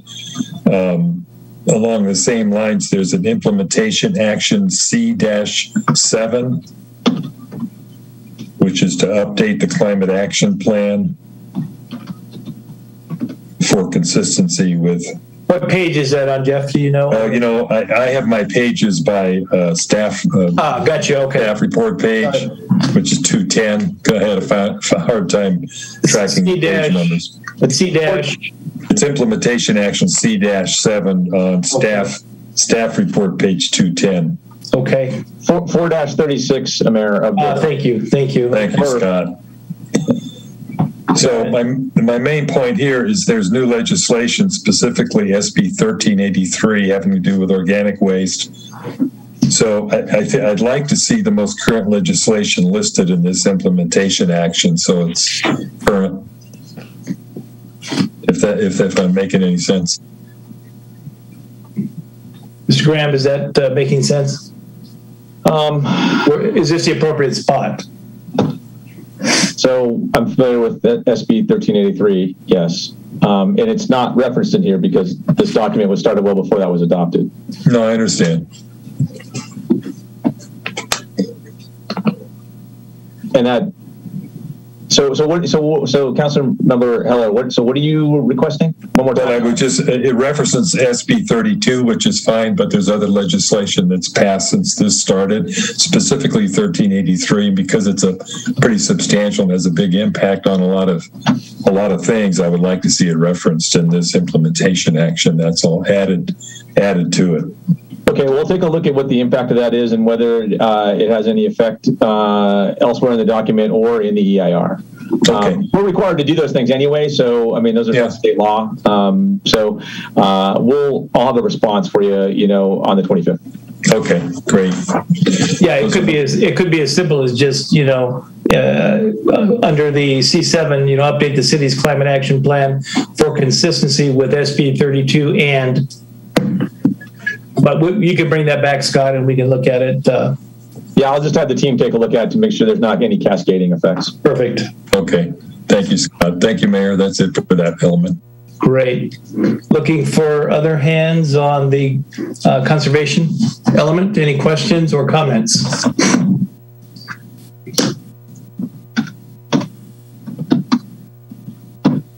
Seeing no hands. Okay, I'm going to move us to the next section, if I can find it here really quickly. It'll be open space on 4-65. Okay. Thank you for that. So in Plan Morrow Bay 4-65, getting there, and I have arrived. This is the open space 4C, open space on page 4-65 of Plan Morrow Bay. Looking for comments or questions. Don't think I had any.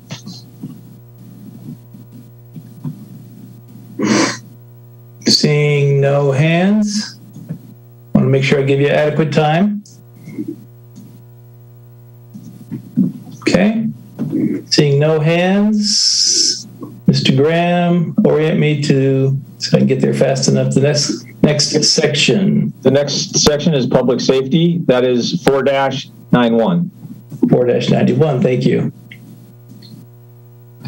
Okay, got it. Plan Morrow Bay, section, page, I should say, 4-91. And that is public safety, element 4D, public safety. See if I have any notes on that.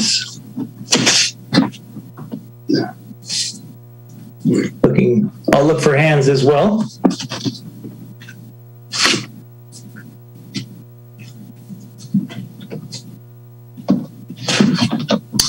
Yes, Councilmember Barton, please. I apologize for being slow flipping my pages over, but I came across lots of pages. On page 4-85 is a long sentence about the Eagle Rock. And so given Glenn's presentation tonight, there may be an update that needs to happen to that description to reflect what has happened there. Okay.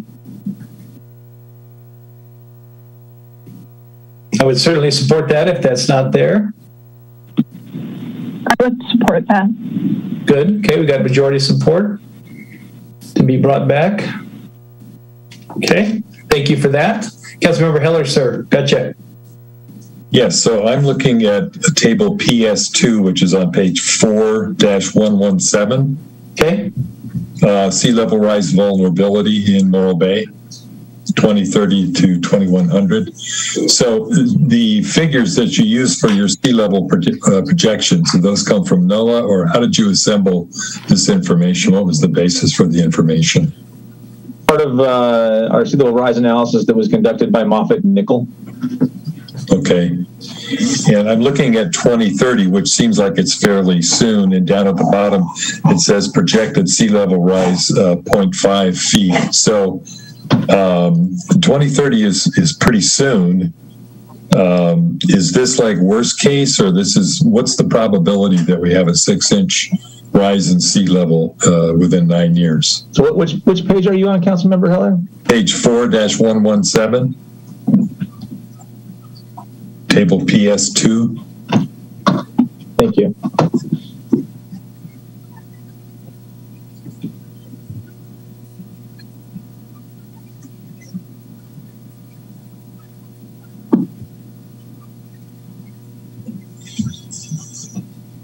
So you're looking at the 2030.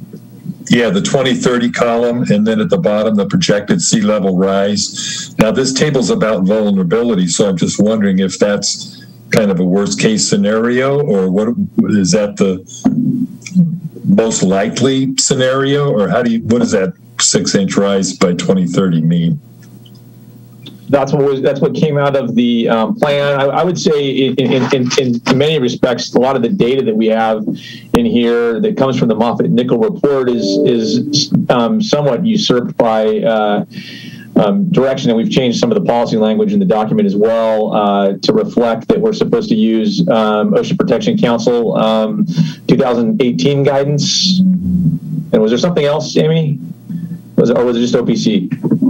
That's what I'm remembering. So that's what the commission staff have directed the city to use moving forward with additional analysis. But I believe the answer to your question for this data is it's the mid-range projection. So it's not the worst, not the best scenario at the middle of the range from that Moffitt and Nickel report.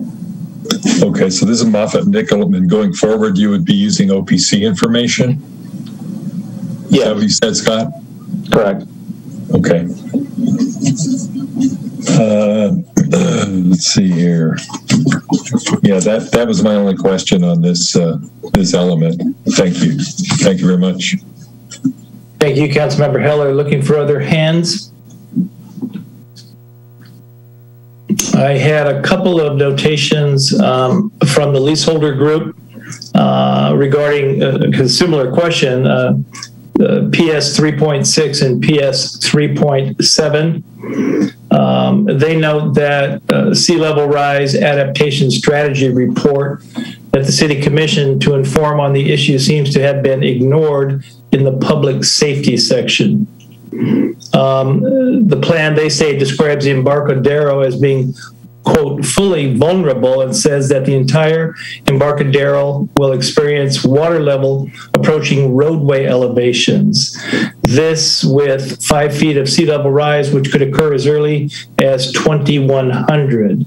Yet, they reference the same report, puts the likelihood of the 5-foot sea level rise by 2100 at 0.5% probability, and recommends more of a wait and observe posture instead of any active measures.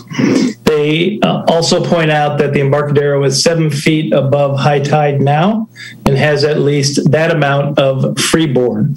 The most likely scenario, according to the group, with a 50% probability, is for a 2-foot rise by 2100. And they're suggesting that's what should be planned for, and that would require no preventative measures at all for at least 100 years, well outside the scope of the document. So I was trying to, in my mind, wrap my head around this question about the level of sea level rise and get your response as to their observation. So probably the best place for you to look in the document as it relates to what this means and where we're going is starts at the top of page 4-125, and it's policy PS 3.4. And it has the city preparing a shoreline management plan. Got it. Shoreline management plan will set the framework for how we do this, when actions are triggered as in association with redevelopment and those types of things. So this document, again, it's a general plan. It did evaluations for the near term, midterm, and long term, meaning 2030, 2050, 2100, and looked at the various scenarios, for sea level rise. And in doing that, identified various sea level rise numbers, and looking at some of the OPC, numbers are a little bit higher than the numbers that we came out of with the Moffitt-Nickel report. So the idea is we need to be thinking about this because sea level rise could be dramatic. And if it is, and we're not planning for it, then we won't have an Embarcadero. Because if we're not planning for it now and we're not paying attention to sea level rise as it happens, like normally these types of things, happen on like a geologic time frame, like millions of years, but because climate change is impacted by human behavior, it's happening much more quickly. And so really all this plan does is say, hey, these are issues that you could experience. Here's what the worst case scenario could be. And you should be looking at what happens if that transpires, because if it does, you need to have some idea about how you address it and how you move forward, because if you don't, like I said, you're not going to have an Embarcadero. So that's what this does. This has us do more planning. This has us do more studying of it. This would be a public process. This would involve all of our leaseholders on the waterfront, probably as the primary stakeholders, honestly. And then we have to sit down and work out what that looks like. And again, this even talks about, underneath the specific policy, PS 3.4, it talks about developing adaptation triggers. What are those triggers? Meaning sea level rises X number, then development after this time frame. Maybe you have to raise the lease side up or something along those lines. Thinking sort of in the terms of the time frame of our leases on the waterfront, maximum of 50 years, right? That's all we can do because it's Tidelands Trust, and realizing that you'd have significant remodel and additions after that time frame. And I think this portion of the plan is really says, hey, we're gonna figure out what all of those things are. We're going to figure out which properties are specifically the most vulnerable, and those are the ones we look at first. And I think we had some concern on the part of the leaseholders that we called out specific lease sites, but that was done in relation to the Moffitt-Nickel report and analysis by the consultants related to the lower lying areas on the Embarcadero. And really, all that was is to point out, hey, when these lease sites come up for redevelopment, we should look at them and pay attention because they'll be the ones that are vulnerable first. So thank you, Scott. That helps a lot in terms of how I'm connecting now the specific comments that are made versus just what you have identified as something that's very real that I believe the council believes in, and that is significant sea level rise issues, but also in the document calls for what I'll say is routine analysis and then the application of policy based upon that ongoing analysis. Is that a fair statement?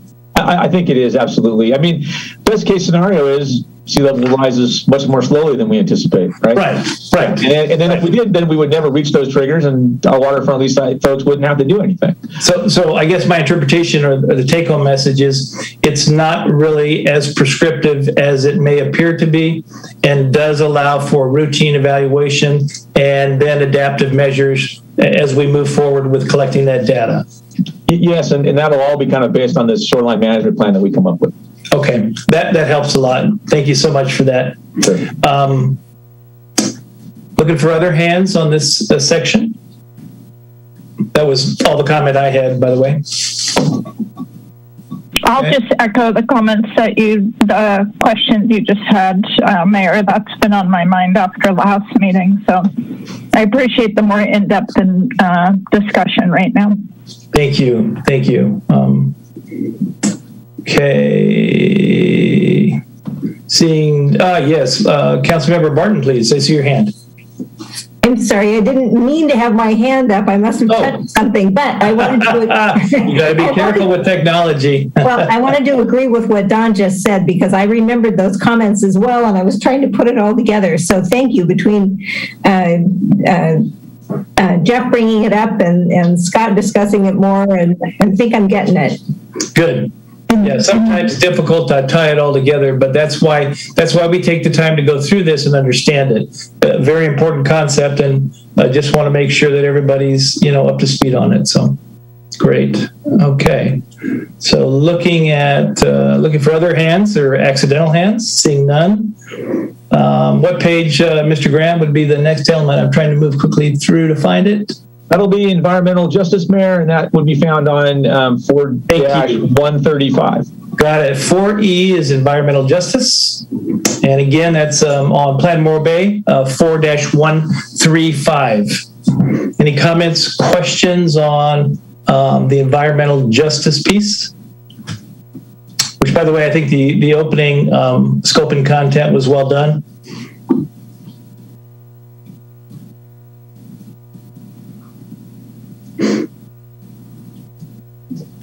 Yes, Councilmember Heller, thank you. Yes, so my question on this element, and I am on page 4-141. Thank you.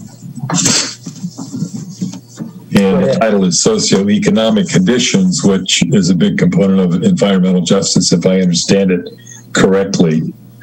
In the last paragraph, it says Morrow Bay does not have any officially designated disadvantaged communities as described in state planning law. However, the median income is lower than the state average, and more than half residents pay at least 30% of their income toward housing. So, is the state planning law is what drives the whole environmental justice concept with respect to socioeconomic conditions? If that makes any sense. See if Amy can help me out on this one. Yeah, so the definition of disadvantaged communities is based on the law SB 1000, Senate Bill 1000, and it does include income, but it also includes other factors, other environmental factors like proximity to places that have pollution or other impacts on that surrounding community. So I believe that Morrow Bay doesn't have any areas that meet all of the criteria that would be considered disadvantaged under SB 1000. But they do have, obviously you guys do have some, you meet some of what this law is talking about, and that's why it is addressed here in the general plan, but that particular designation didn't apply. Okay, so are there, in terms of, I know this is a required element, but in a fairly recent one, could you describe how or where this element would apply to Morro Bay, if at all?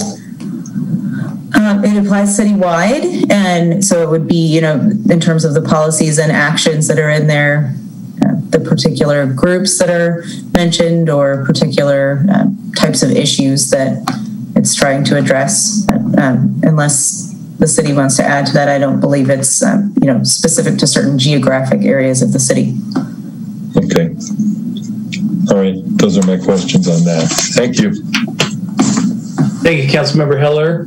Looking for other hands or questions on this section. 4E, environmental justice.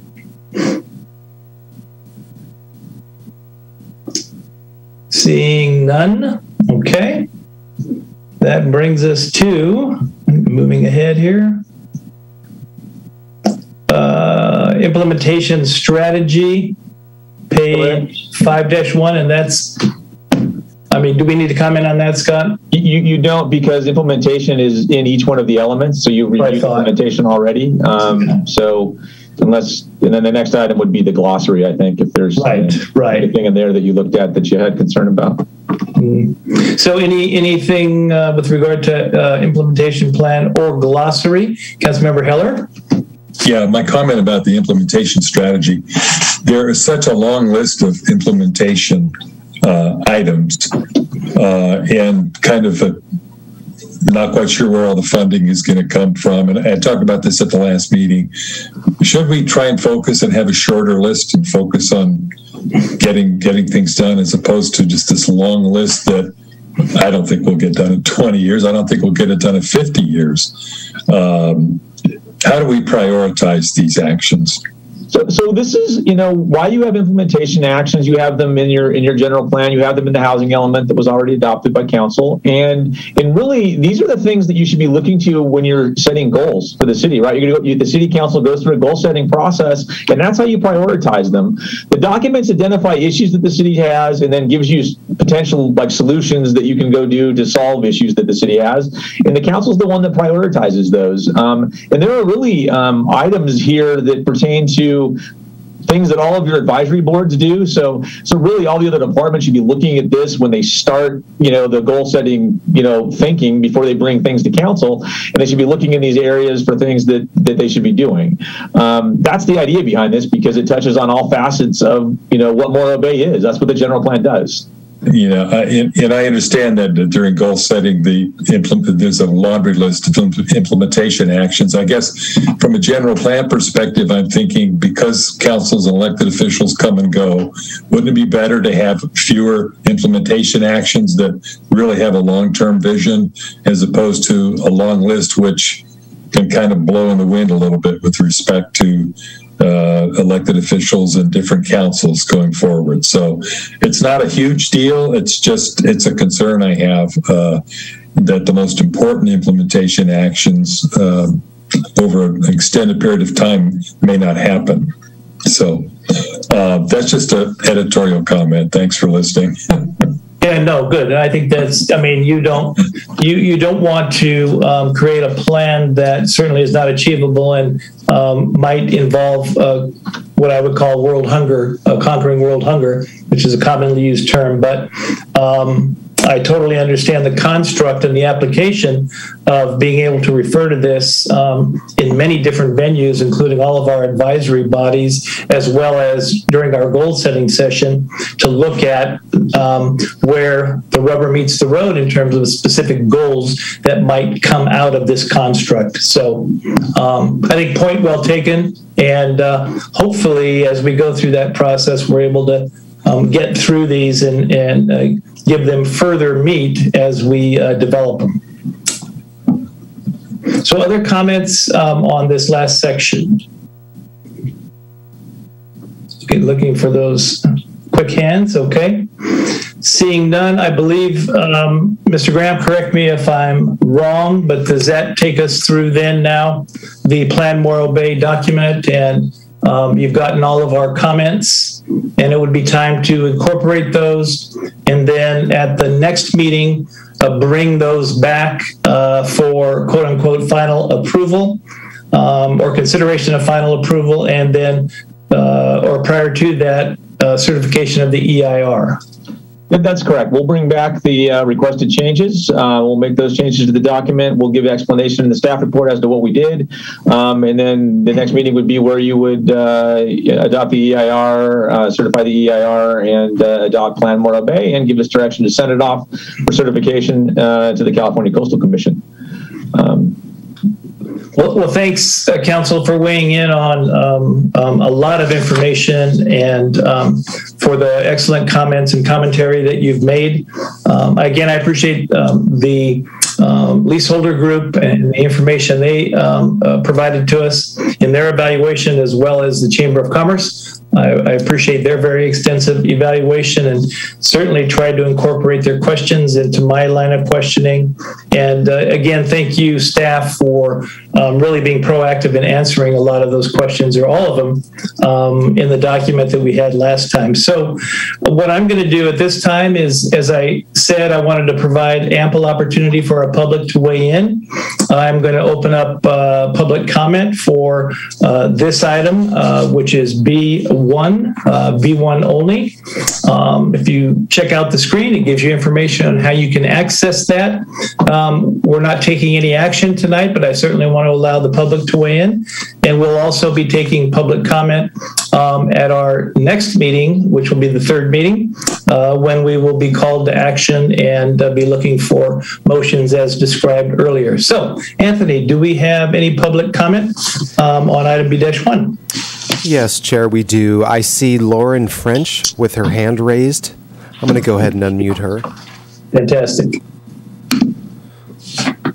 Okay, Lauren, you should be unmuted. There you are. Can you guys hear me? Lauren. How's it going? It's a he, not a she. How's it going? Can you guys hear me? Sorry. Yes, absolutely. I apologize. Okay, sorry. Yeah, so I grew up in Morrow Bay, just a little bit of background. I'll be attending Cal Poly in the fall for Master City Planning. Anyhow, I just had a quick comment on the circulation element. I think we have a really great opportunity here in terms of, I guess, improving or I guess enhancing economic development, and also kind of like just improving convenience, particularly to the North Morrow Bay and Highway 41 areas. So, for example, if you're thinking, I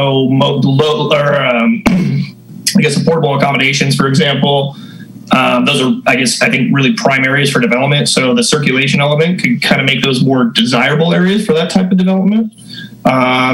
Specifically, I'm thinking things like, like the Vistra site, for example, if you were to cut through that or something and, enhance pedestrian bicycle access just to like Motel 6 over there. I forget the other motel right there. But anyways, I think that would be a great opportunity. And also just kind of, rather than looking at level of service, more, I guess, approaching that more from like a level of convenience, if that makes sense, when developing a network, like a bicycle or pedestrian network specifically. And then this would have kind of the added benefits, of course, reducing vehicle emissions, et cetera, reducing traffic congestion, all that. I guess from an sorry, I'm trying to kind of gather my thoughts here, but I guess from a more, in terms of, sorry, I'm kind of having a mind blank here a little bit, but yeah, in terms of, I guess, I guess, again, just creating more desirable kind of areas for development, I guess, specifically North Morrow Bay and on that Highway 41 area. And also, I should say, by doing that, I think that would satiate coastal demand too, but for kind of lower end accommodations and open up opportunities on the waterfront, which ultimately translates to revenue, I guess. But I don't know, that's just kind of my quick 2 cents. Hopefully that made sense. Yeah. Okay. Thank you, sir. Appreciate that. Anthony, next public comment, please. Yes, thank you, Mayor. I see Betty Windholtz with her hand raised. Okay, Betty, you should be unmuted. Welcome, Betty. Thank you. I sent you all an email really late in the afternoon while you were at your other meeting, but I wanted to bring up some points. What the first point is that at the last meeting, I inquired about public comments being conveyed to the Coastal Commission, and it was stated that the video links would be sent, and I'm wondering if our written comments will also be sent, or should we just plan to copy our written comments to the Coastal ourselves? In particular, I want to move on to another point, and that's circulation. And on page 3-105, I'd like to know the consequences of having these bullet points in here. And by that, I mean, will they necessarily be implemented or become goals? And you've kind of talked about that a little bit. And if you reference my email later and maybe would consider them for your meeting and discussion in the next meeting, that I have some pretty strong feelings about those, that that sidewalk from Radcliffe north is really the most important sidewalk that we need to do for this town for connecting north and south. And that landscaping Morrow Bay Boulevard, I brought this up in the EIR comment as well as here, that such a concept is really unfeasible and therefore maybe not practical for us to entertain here. I have other comments, but I see that I don't have much time left. So I would move on and say that I'm disappointed with some of the policies under circulation on pages 106 to 108. I think they're fairly generic and they're not necessarily related to Morrow Bay in particular. And I think this kind of bounces off Mr. French's comment a second ago saying, let's do some more things that are about convenient for the people, not what's necessarily a standard that we use in other cities, but that Morrow Bay is unique and we need to look at Morrow Bay more uniquely rather than generically. And that goes for the noise ordinances or comments as well on page 139. I'll close by saying that I'm really nervous about the fact that you've reduced ESHA setbacks from 100 feet to 50 and from 50 to 25, and that you're allowing building in ESHA or ESHA buffers. I think that's inappropriate. I think you're not keeping our air ESHAs as protected as they are under our current general plan. And then my last comment, since I have a couple of minutes left, is if the Nichols report about ocean rise is no longer appropriate, it seems to me that one should be replaced with the OCP, and that if we have no disadvantaged communities in Morrow Bay, my question is, do we have to meet all the criteria in the SB 1000, or can we also be considered only under economic? Betty. Thank you. Yeah, thank you. And I did get your email late. We were in a meeting, so I do have it before me here. I appreciate that. I just wanted to ask Mr. Graham if you would reiterate what comments will be sent to Coastal. Specific question is the written comments, will they be sent, or do we have to send them individually? We'll send the written comments along. We save them all. Okay, great. They actually require us to send those to them. Okay, thank you. I just wanted to clarify that. And then I think we'll look through the other issues that were raised and perhaps comment at the next meeting. I do have the list that Betty did send to us. So thank you again. Anthony, next public comment, sir. Yes, thank you, Mayor. I see Kathy Novak with her hand raised. Okay. Welcome, Kathy. Good evening, Mayor, Heading, and council members. My name is Kathy Novak, and I'm representing the Embarcadero Master Leaseholders Association, or the EML. The EML has provided numerous comments and explanations to the Planning Commission and City Council in an effort to identify regulatory burdens with the LCP policies that affect the waterfront. I also want to make it clear that it's not their desire or intent to make modifications to these policies that would do away with important goals and objectives for the other areas of town, but rather offer solutions to address the waterfront issues. Specifically tonight, I'd like to address policies PS 3.1, 3.2, 3.3, 3.5, 3.6, and 3.7. These pertain to shoreline protected devices. We have heard a discussion on this, and I might be so bold as to say that it is our understanding that both the city and the Coastal Commission recognize that these should not be included and should include the Embarcadero area. To memorialize this and make it clear for all in the future, the EML is asking you add one sentence to these policies that states this policy does not apply to the Embarcadero from Thailand's Park to Target Rock. Last, one other critical policy is LU 8.13, which requires the issuance of a coastal permit every 20 years for the shoreline protected devices. We have shared with you the major concerns on how this policy will wreak havoc for lease negotiations and how it could potentially have significant impacts to obtaining long-term leases. Our simple fix for this is to do the same as the above and add that sentence that this policy does not apply to the Embarcadero from Thailand's Park to Target Rock. In conclusion, inserting additional regulatory burdens on the city's own properties unnecessarily adds additional risk for businesses, and it seems to be counterproductive and contrary to the city's own interests. The city depends on these properties generating income, and to do that, the city needs to attract capital out of the open and competitive marketplace. The capital available in the marketplace has plenty of other places to go, and it will go for the best return and for the least risk. So we just ask for your support of the local businesses and the EML's request for these changes. Thank you for your time. Thank you, Kathy. Anthony, next public comment, please. Yes, thank you, Mayor. I see Paul Van Buren with his hand raised. Okay, Paul. Welcome, Hi. Paul. You're welcome. As most of you know, I'm owner of Dutchman Seafood House, master leaseholder, and president of the EML. Mayor Heading and members of the City Council, thank you for giving me the opportunity to speak with you tonight. I realize and can certainly understand the urgency that the staff, council, and citizens of Morrow Bay to move forward with getting the LCP adopted. As someone who works, interacts with the visitors and locals on a daily basis for over 50 years, I feel I have valuable insight on what impacts their experiences here and the access to the bay. An example is just the completed lateral access at Rose's Landing. They say it seems stark, uninviting, with no benches or planters. So for this reason, I'd like to address one issue tonight for the LCP update, and that is the lateral access in policies LU 7.1 and 7.3. First, let me be clear. The leaseholders and I support having a 10-foot wide lateral access. However, our objection is to making it 10-foot unobstructed.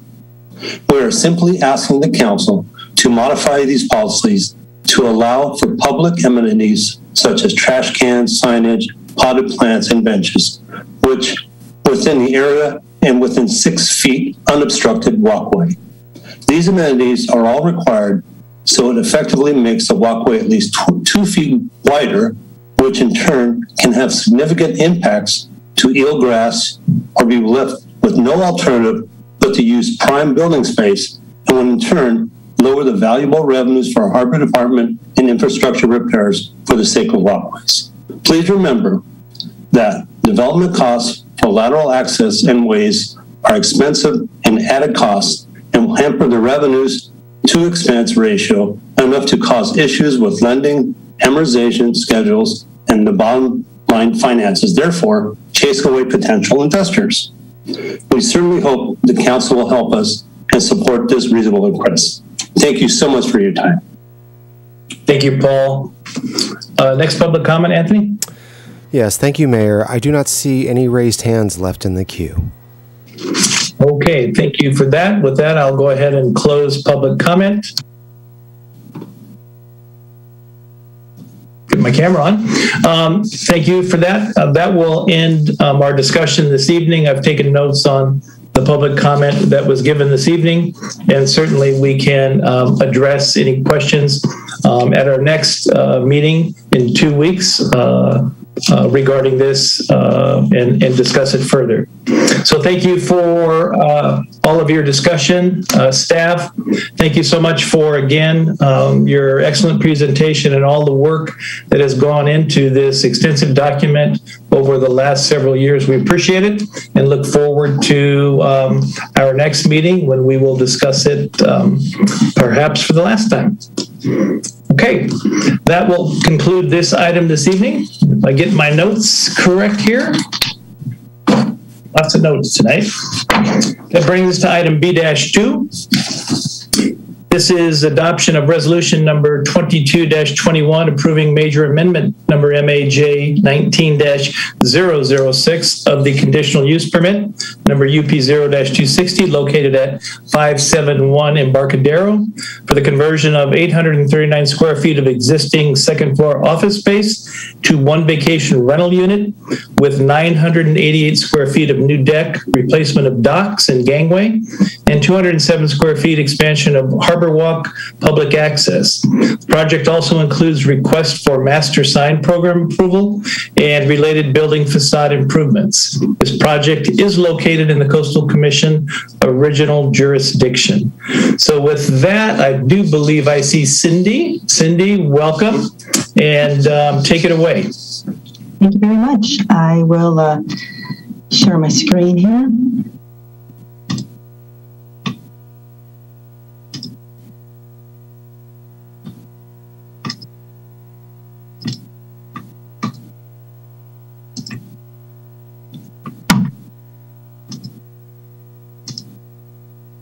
Okay, hopefully you can see that. So, as you said, this is the SALT building project at 571 Embarcadero. It is a commercial remodel project. And on the slide that you see on the screen, outlined in red, is the waterfront lease site location. And it is nearest the intersection of Marina and Embarcadero. The project, as summarized by the mayor, does include a request for conditional use permit amendment to convert existing underutilized second floor office space to a single commercial, a single vacation rental, as well as public access improvements, widening the existing harbor walk from 8.5 to 10 feet, replacing damaged finger docks and gangway, and a request for a master sign program approval. And by the way, one thing that I did want to add, because I know this has been of interest to the city recently, is that the request to change the second floor to a vacation rental does the city's recent short-term rental ordinance. This would not apply because commercial vacation rentals are not subject to that cap, and that would not apply here. So I just wanted to point that out in case that was a question. At the April 6th, 2021 Planning Commission meeting, and as required under the Plan Development Overlay, the Planning Commission did adopt Resolution 0721, which forwards a favorable recommendation for approval to the City Council. And in that approval, which you have that resolution in your packet, the Planning Commission included 5 project conditions, conditions of approval. These included removing the trash storage area to expose the brick facade, relocating some signage for the public restroom, and some other minor, really minor conditions, directory sign, revising lighting fixtures, and changing the material for the street-facing ADA vertical lift. The next couple of slides, just put these together to illustrate the changes to this existing building. The first floor is not proposed to change, but here in the screen at the top image is the existing floor plan for the first floor. And the orange area represents the existing harbor walk area. In the bottom area, you can see the harbor walk is slightly wider, and that is where that would be. It also depicts the new boat dock configuration. And then on the second floor, the 2 existing office spaces converted to the single vacation rental with deck space. The next couple of slides show the visual simulations that are both existing and proposed. Existing here. Oops, back to, and then proposed, and you can see in this area here is the vertical lift for access to the second floor. The base side is existing, and then this is proposed. So you can see here in the bottom right corner of this slide is where the harbor walk widens out there to make it easier to walk to and from the south there. And then in this slide, part of the Planning Commission's review really centered a lot, and this is shown in the conditions. It really centered around wanting the proposed remodel to be consistent with the original architecture of the building. This building was designed by Jim Mall, and so that was important to the Planning Commission. And it's the reason for condition 17, which is to revise the lighting fixtures. And the applicant's response, they proposed revising this fixture fixture G to this custom wood surround fixture H. And in addition to that, staff is recommending that an additional condition be added consistent with the PC discussion, which would be City Council Condition 19, which would replace this fixture C here, which is a type of floodlight. And the condition would be to require that to be changed to a style more reflective of the original architecture, downward facing, and a style that would avoid glare directed toward the bay and toward the street. And that is in your council resolution.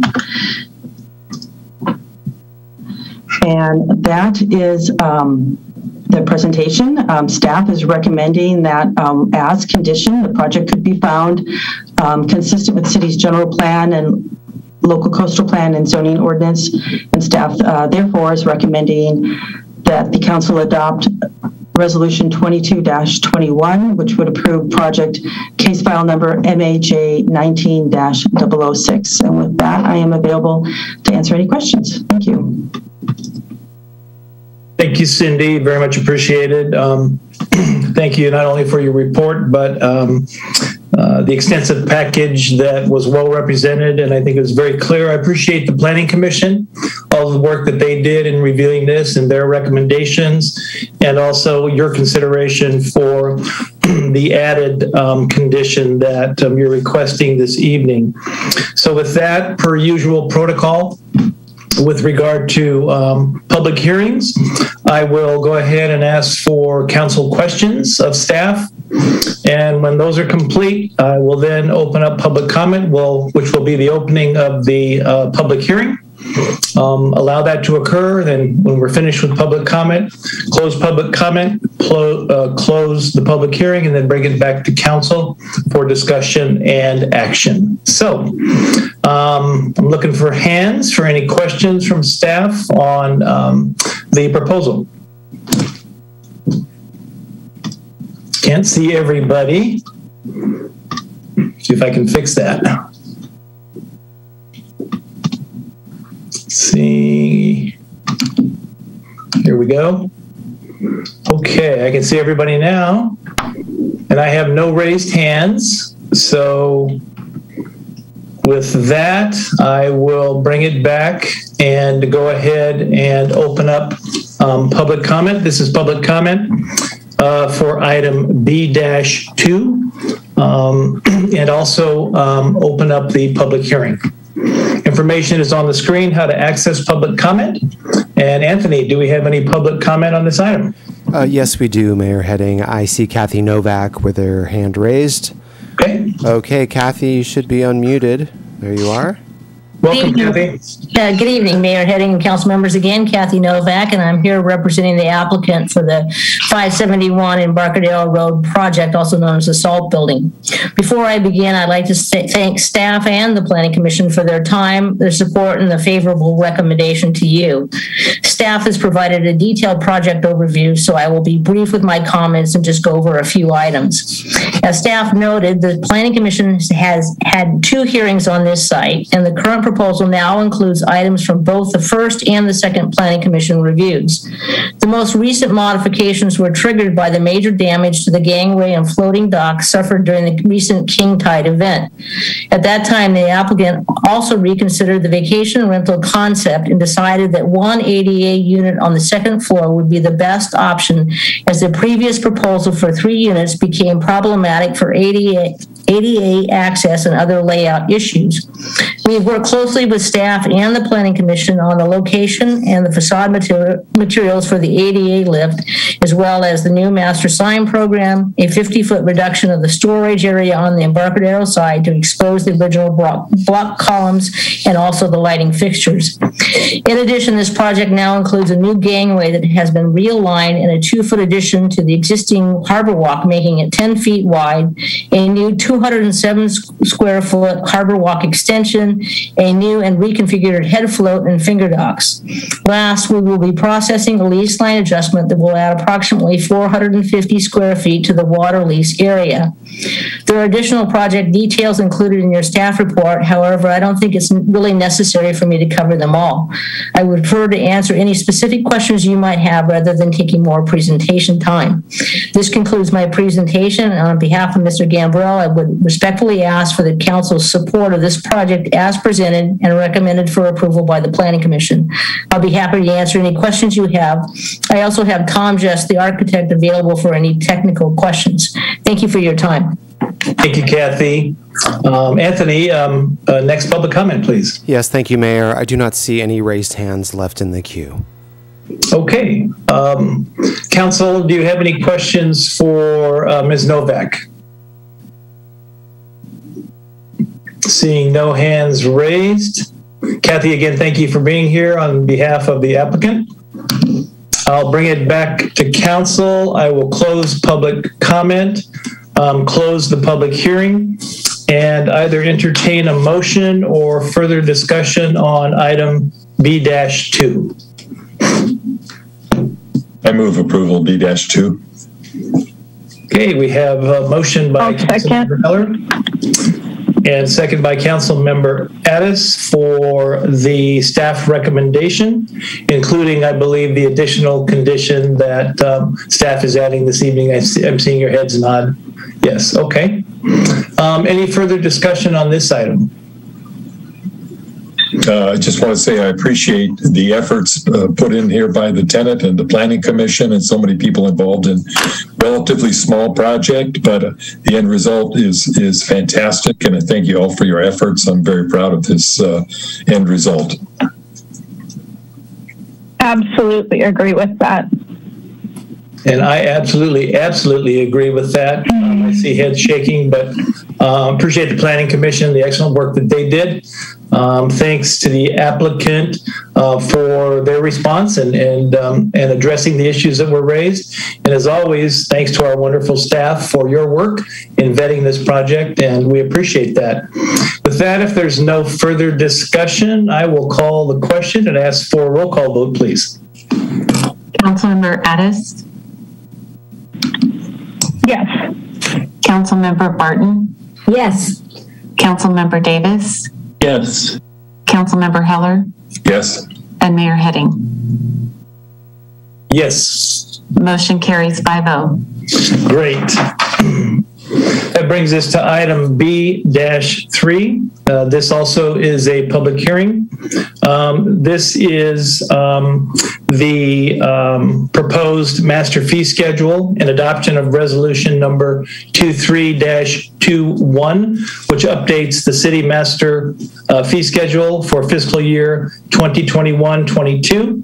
This resolution also rescinds resolution number 96-20 that adopted the current fiscal year 2020-2021 master fee schedule and replaces it in its entirety for the new fiscal year. With that, I will go ahead and turn it over to Ms. Lichtig. Welcome, Katie. Thank you very much, Mayor and City Council members.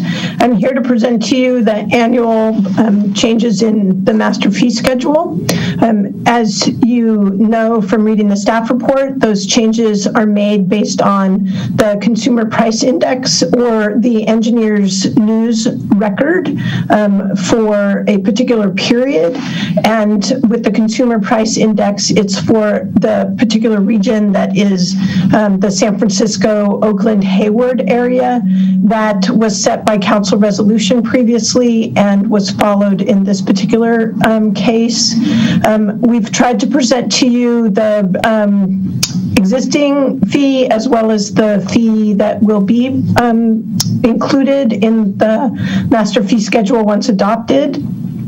I do want to point out that there are a number of new fees that are included in the fee schedule. One relates to the community development's requirement to do an annual approval of a retail cannabis outlet, as well as the Morrow Bay Police Department's doing background investigations for existing or potential new owners, as well as employees of the outlets.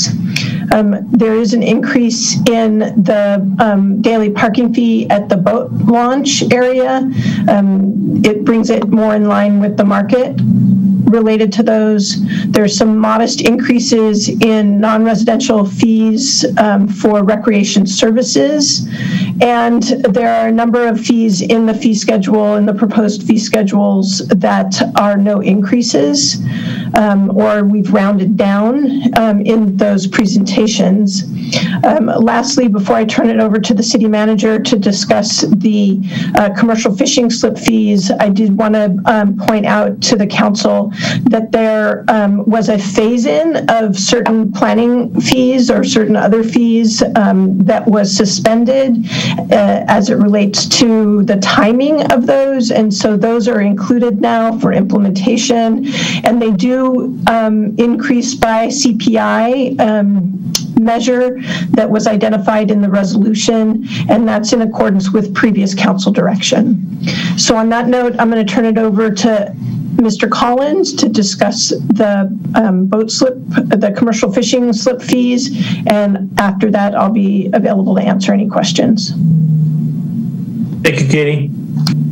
Thank you, Katie. Good evening, Council, Mayor, Scott Collins, City Manager. Just going to give a quick flyover since it's written pretty concretely in the staff report, and I don't want to read it verbatim, but ultimately we've had multiple conversations. City representatives have had multiple conversations with the Morrow Bay Commercial Fishermen's Organization regarding the second phase-in of increases to slip fees. They're concerned about what that might do to their local industry if the rates go too high. As was proposed in the original fee study, we're trying to get to 100% cost recovery in most of the fees we do. Per council policy and guidance, we build in a 15% subsidy for the proposed rates for commercial slips based on the significant amount of benefit we gain from having a commercial fleet in Morrow Bay and all the great work they do for our community.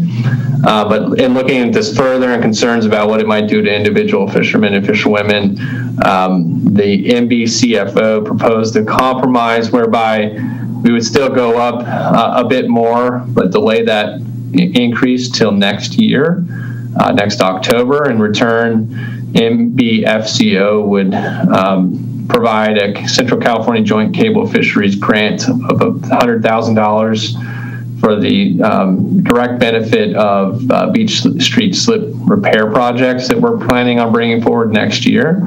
So they would hold that until such time we began construction of the project like that. And they also asked that CPI be used for the next 10 years for increases to the slips. The slips are expensive to replace, no doubt, but the $100,000 that they're offering certainly will help defray some of those costs as we move forward in the project. Based on the good discussions and our understanding of their concerns, we believe this is a fair compromise and worthy of council approval. That's all I have to say. Thank you, Katie. Thank you, Katie, and thank you, Scott, for that. I appreciate it. Again, this is a public hearing item, so we will go ahead and proceed with any council questions that you may have for staff. Once we complete those, I will, open public comment, which will open the public hearing. And then when we're finished with public comment, close public comment and close the public hearing, and then bring it back to council for motion or discussion. So with that, any council questions of staff regarding this issue? looking for either a hand, seeing, okay. No questions. All right. Thank you for that. With that, I will go ahead then and open up public comment and open up the public hearing. Anthony, do we have any public comments, sir? Yes, thank you, Mayor. I see a couple hands raised here. We're going to start with Jeremiah O'Brien. Great. Welcome, Jeremiah. Welcome back. Oh, had on mute there. Thank you, Mr. Mayor, City Council, and City staff. My name is Jeremiah O'Brien from the Morrow Bay Commercial Fishermen's Organization. And thank you very much, Scott and Eric, for working very hard with us on the new schedule for the slip fees.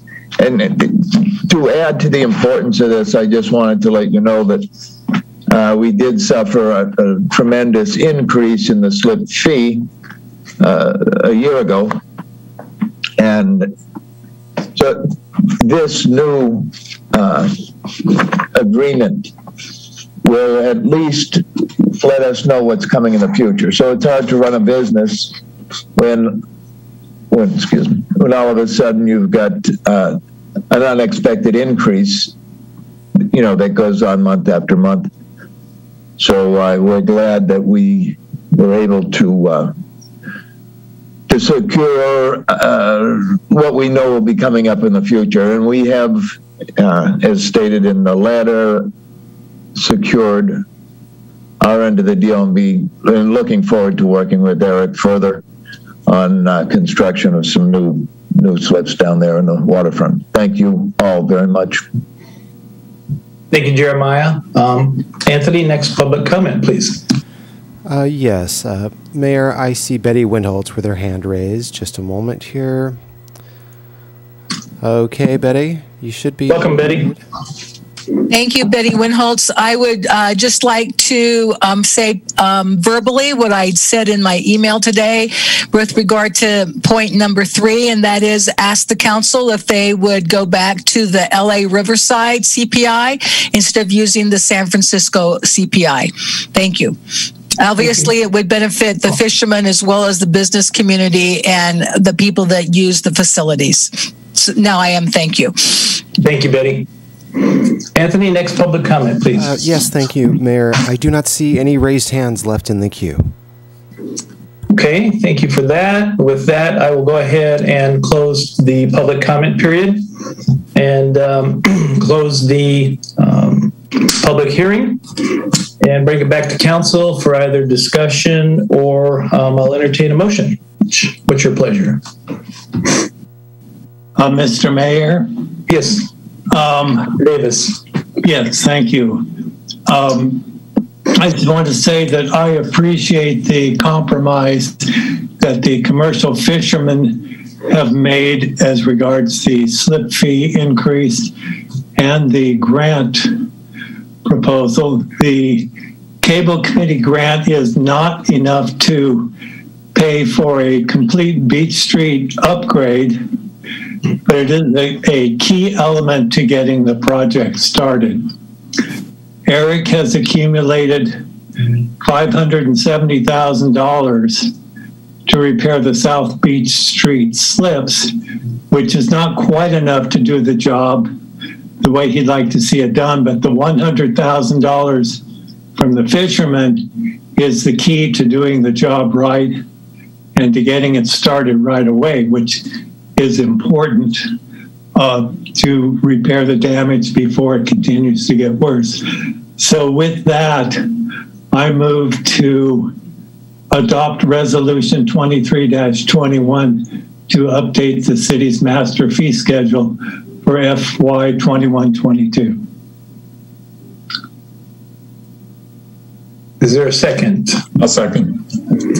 Motion by Councilmember Davis for the staff recommendation. Second by Councilmember Heller. I do see Councilmember Barton's hand up. Please.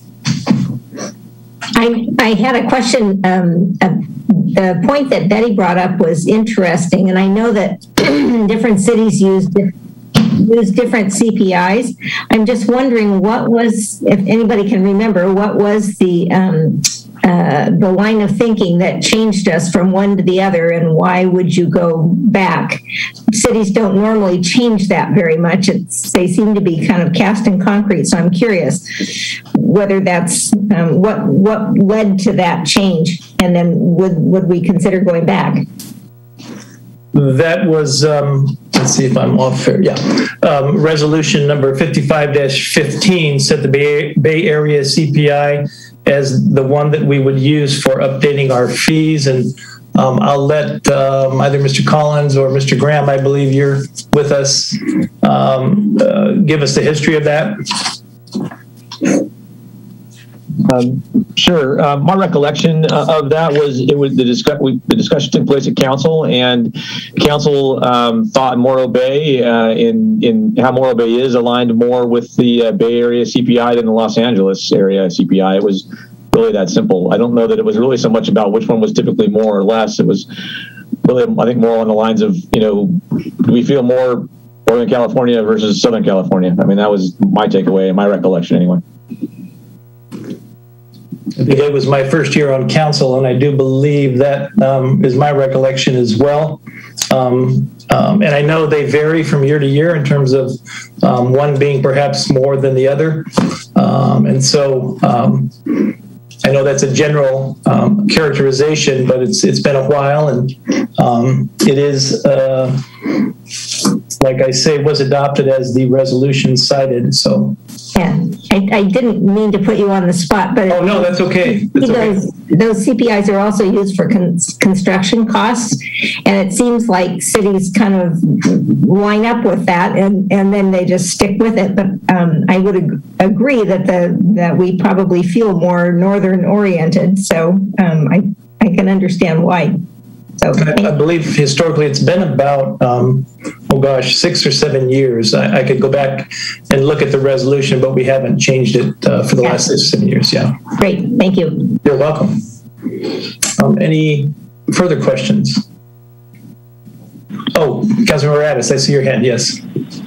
Just a comment. I just wanted to agree with Councilmember Davis, and I was trying to second the motion, but I was on mute. So I'm glad somebody seconded it. But I do want to appreciate the commercial fishermen who always come to the table with some kind of a solution when they're asking for a change, and I just want to really appreciate that.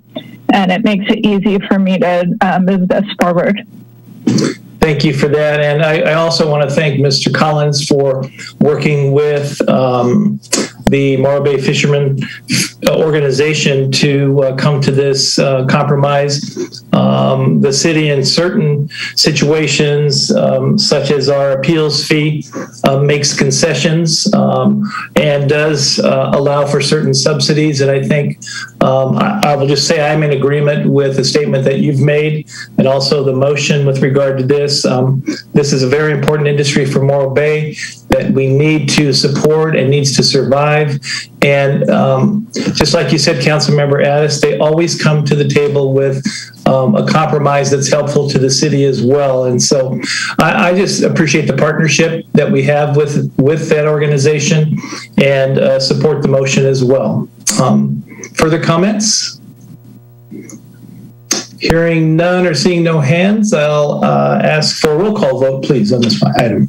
Councilmember Addis? Yes. Councilmember Barton? Yes. Councilmember Davis? Yes. Councilmember Heller? Yes.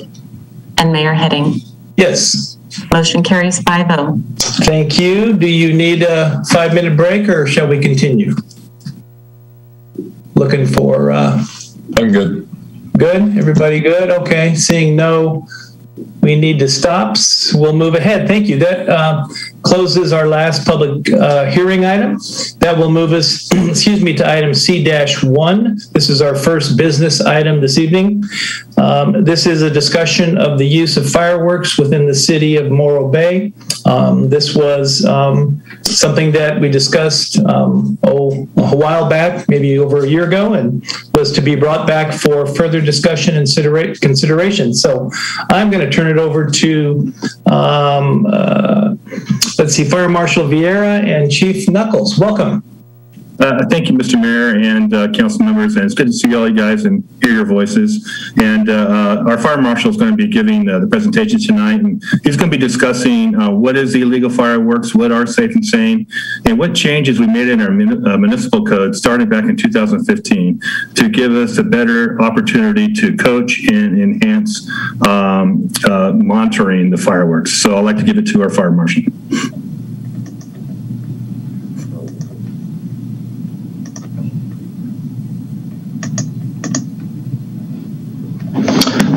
Good evening, Mayor Heading, City Council, and staff. Tonight I have a short presentation on the use of fireworks in the City of Morro Bay.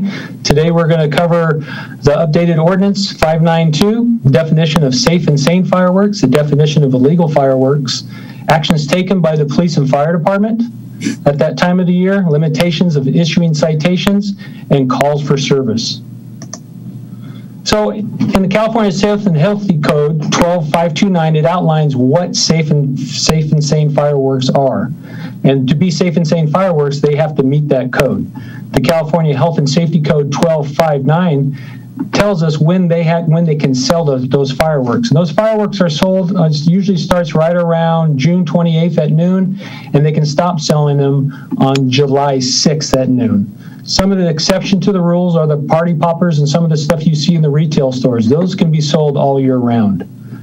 No matter if they're sold at a certain time or sold all year round, they have to have this registered seal to be considered safe and sane. So what is an illegal firework? A good rule of thumb, if it goes up in the air, darts across the ground, or explodes, it's dangerous. And here's just a few examples: skyrockets, sky lanterns, cherry bombs, M80s, firecrackers, bottle rockets, Roman candles, aerial mortars, just a few. So back in April 28, 2015, the City Council changed the code and amended it to have safe and sane fireworks are only allowed on private property only. They are not allowed on city properties, they're not allowed on city beaches, and they're not allowed on city parks.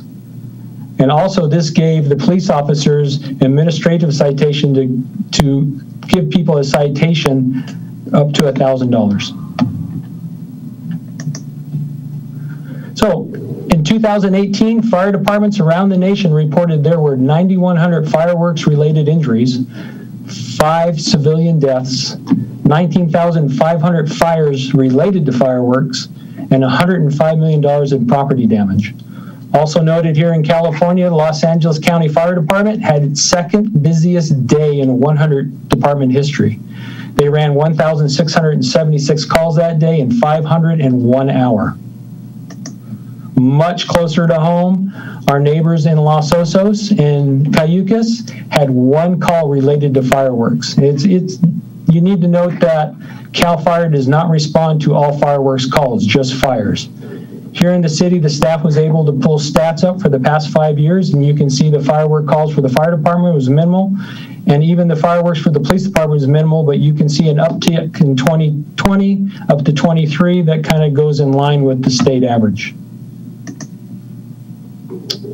So during the weeks leading up to the 4th of July, the fire and the police department distributes prevention materials regarding the use of safe and sane fireworks and the regulations that apply. Social media is also utilized on numerous platforms along with local radio public service announcement. These messages include safety and legal information about hazards of legal and illegal fireworks. The fire department staffing is also increased in the days surrounding the 4th of July holiday, with engine companies patrolling the city throughout the day. Additionally, the police department staffing is enhanced through designated roving teams and illegal fireworks enforcement and utilizing off-road capability to patrol the beach areas.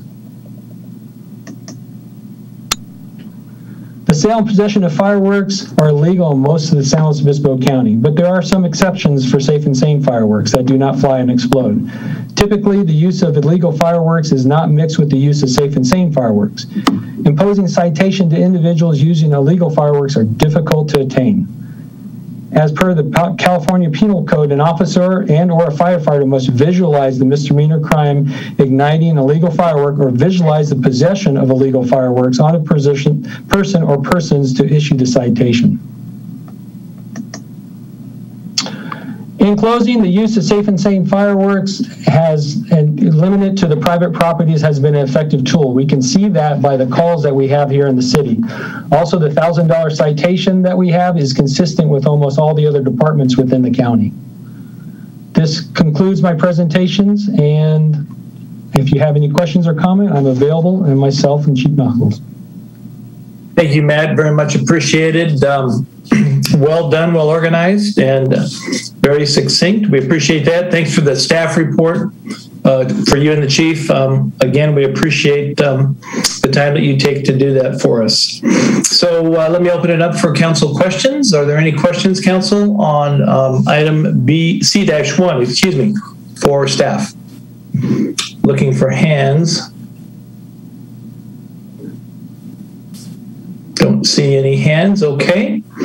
With that, I'll go ahead and open public comment. This is public comment for item C-1.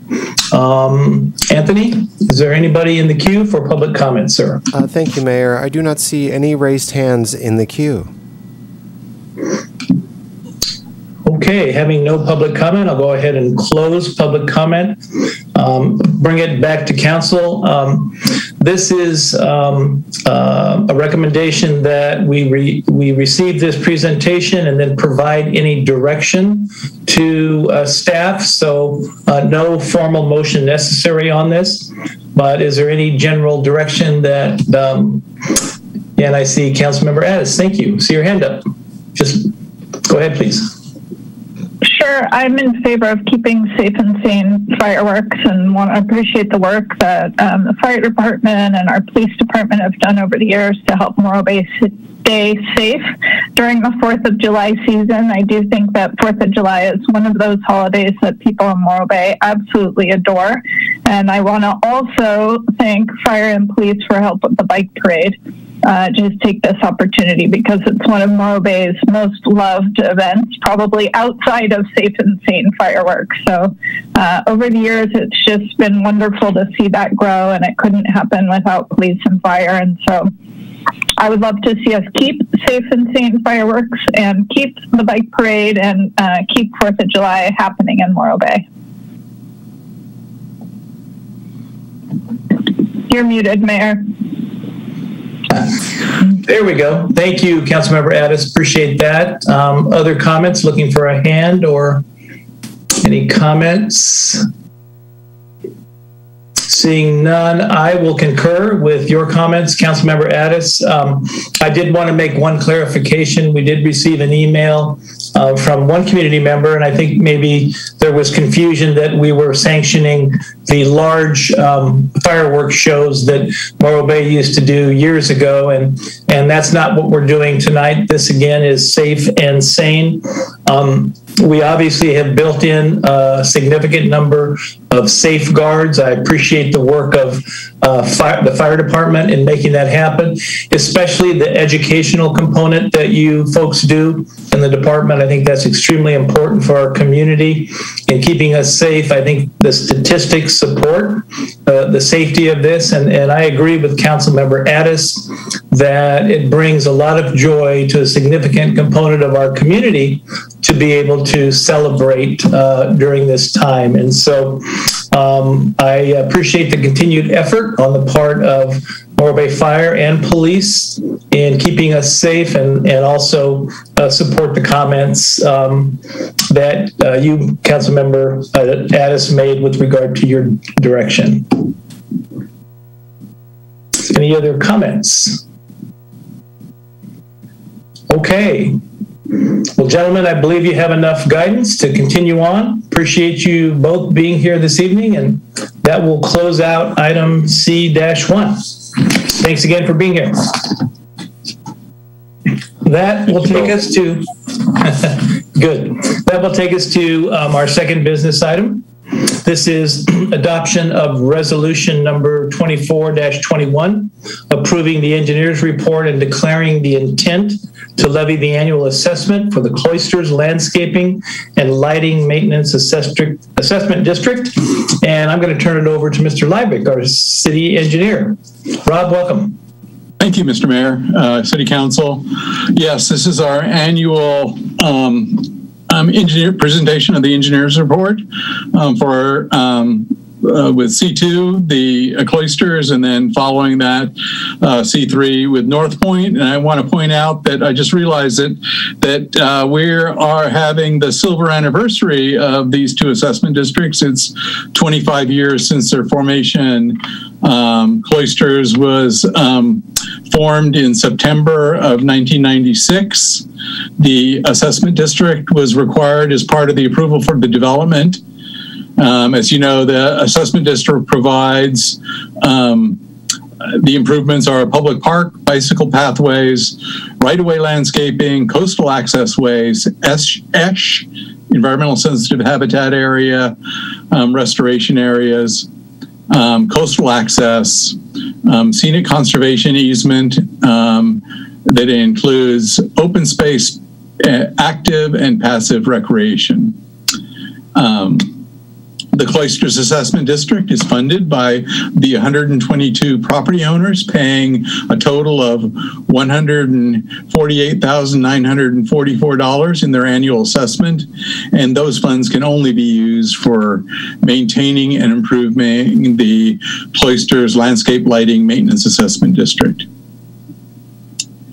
As I said, the district includes parkland at 4 acres, a little over 18 acres of open space, some wetlands, almost 6 acres, and then the medians and parkways in the right-of-way composing 1.6 acres.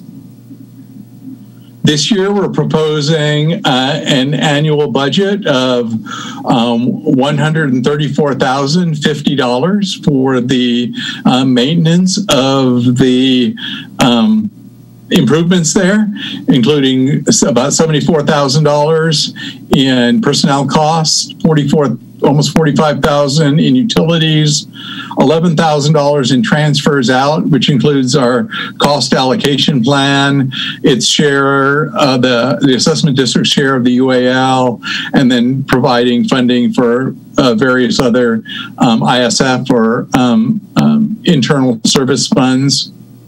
A little over $3,000 in supplies. That leaves us 10% of the budget that we're going to add to the reserves, which will bring the reserves up to $96,341 proposed for the end of this fiscal year. Some of the future capital projects that we're looking at that will likely be proposed in the future for maintaining and improving the assessment district include continuing with the landscaping overhaul, the play structure replacement, still working with the recreation department to determine what amenities are appropriate, and then going through the permitting pathway for dredging the pond, and that's probably a long-term project, getting through the permitting for that. As part of the engineer's report, we have a more detailed budget for everybody to peruse, which will also be, it's reflective of the budget which is in the annual budget document. So staff recommends that City Council adopt Resolution 24-21, declaring the intent to levy the annual assessment for the maintenance of the Cloisters Park and open space area, and approve the engineer's report at this meeting. The proposed assessment is $148,944, or $1,241.20 per assessable parcel for this next fiscal year. And we ask that this resolution also included the scheduling of the public hearing to impose the assessment levy at the June 22nd, 2021 meeting. And as you'll see, I believe also at that meeting, the annual operating budget for the assessment district is $134,050. That concludes my report, and happy to answer any questions. Hey, Rob, thanks so much. Again, I've seen these for the last 7 years, always well done. And I still don't understand how our city staff get so much done with such little increase year after year. So I'm just very appreciative of our maintenance staff, as well as your staff for all that you do. So with that, I'll just open it up for council questions for Mr. Liebig. Looking for raised hands. Seeing none. I'll go ahead and open up public comment. This is public comment for item C-2 on our agenda. Anthony, do we have any public comment this evening for item C2? Yes, we do, Mayor. I see Betty Windholtz with her hand raised. Just a moment. Unmuting you, Betty. Go ahead. Welcome, Betty. Thank you. This is Betty Windholtz again, and I would normally not, of course, comment on this because it's not my neighborhood, but I do use the back path that parallels the dunes, and I want to say it's in very poor condition. I mentioned this last year, and it has deteriorated since last year, and unless it gets some kind of coating, I think it's going to become a major piece of infrastructure that's going to have more money invested in it. And since we're promoting bikes and alternative ways of walking and exercising, it seems to me this is a trail that needs to have some TLC and not be neglected another year. Thank you. Thank you, Betty. Anthony, next public comment, please. Yes, thank you, Mayor. I do not see any raised hands left in the queue. Okay, I'll go ahead and close public comment. Bring it back to council. Just maybe, Rob, could you comment on your sense of the bike path maintenance issue that Ms. Windholtz raised? Sure. I believe the last time the bike path was sealed was approximately 5 years ago. I'll work with our maintenance superintendent on assessing its condition and see if we need to schedule that for a resealing. I know that they're working on the kind of the shoulder backing for that area that is eroded away and replacing that with a decomposed granite area, so there's not so much of a drop off, but we'll also assess the condition of the pathway and make sure that we don't suffer any pavement deterioration. Great. Thank you, Rob, for that. Maybe you could report back when you get the chance on your assessment.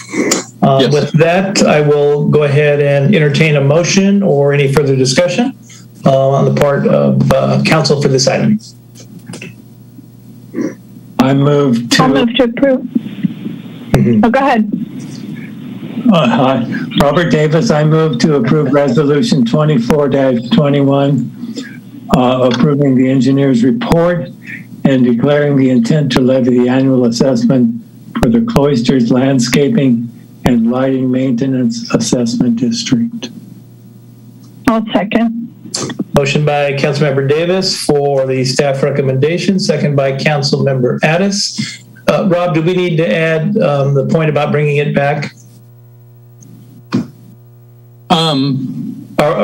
Was the motion we can discuss that in as part of probably the annual budget after we've reassessed that. Okay, great. So we have a motion and a second for the staff recommendation. Motion by Councilmember Davis, second by Councilmember Addis. Any further discussion?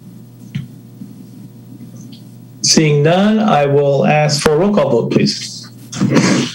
Member Addis? Yes. Councilmember Barton? Yes. Councilmember Davis? Yes. Councilmember Heller? Yes. And Mayor Heading? Yes. Motion carries 5-0. Thank you again, Rob, for your work on this. Don't go away. No. That brings us to item C-3. This is adoption of resolution number 25-21, approving the engineer's report and declaring the intent to levy the annual assessment of the North Point Natural Area Landscaping and Lighting Maintenance Assessment District. Mr. Liebig, take it away. Thank you again. This assessment district was formed as part of the approval for tract number 2110, the North Point subdivision, and the developers were required to offer to the city for dedication lot 11 of the subdivision for park purposes, and to construct improvements on lot 11 included a paved parking area, access way to the beach, benches, landscaping, irrigation, lighting, and other improvements. The subdivision was also conditioned to provide maintenance of the park by establishing an assessment district, and it is identified as the North Point Natural Area Lighting and Landscape Maintenance Assessment District. This assessment district is funded by 10 property owners paying towards an annual assessment of $5,645 per year.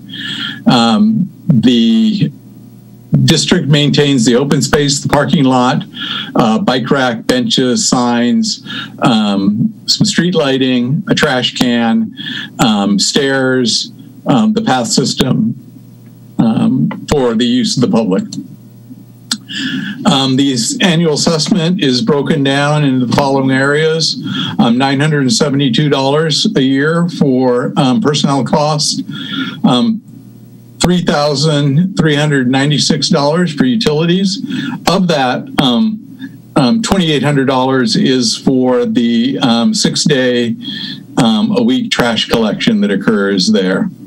There's a small amount of money that's transferred out for cost allocation and the other ISF funds at $712, bringing the total proposed budget for the 21-22 assessment at $5,080. There is zero funds in the accumulation balance because of a large capital project from a few years ago, the replacement of the stairways to the beach. And at the end of this fiscal year, we estimate that 10% of the assessment will be set aside for the accumulation at $565. No capital projects are proposed at this time, but staff will continue to work with the county on improvements related to the Morrow Bay to Cayucas connector. When that goes through, the bike path will proceed north through the on the edge of the North Point natural area. Included in the engineer's report is a detailed budget worksheet. And staff recommends that City Council adopt Resolution 2521, declaring the intent to levy the annual assessment for the maintenance of the North Point open space area and to approve the engineer's report. The proposed assessment is $5,645 or $564.50 per assessable parcel for this next fiscal year. We also, the resolution also requests that the public hearing to impose a levy be scheduled for the regular City Council meeting on June 22nd.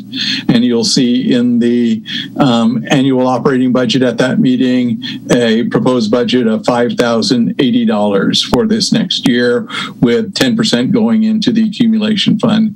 That concludes my presentation, and I will answer any questions. Thank you again, Rob, for an excellent report and very succinct, and we appreciate that, and very good information. I'll go ahead and open it up for any council questions.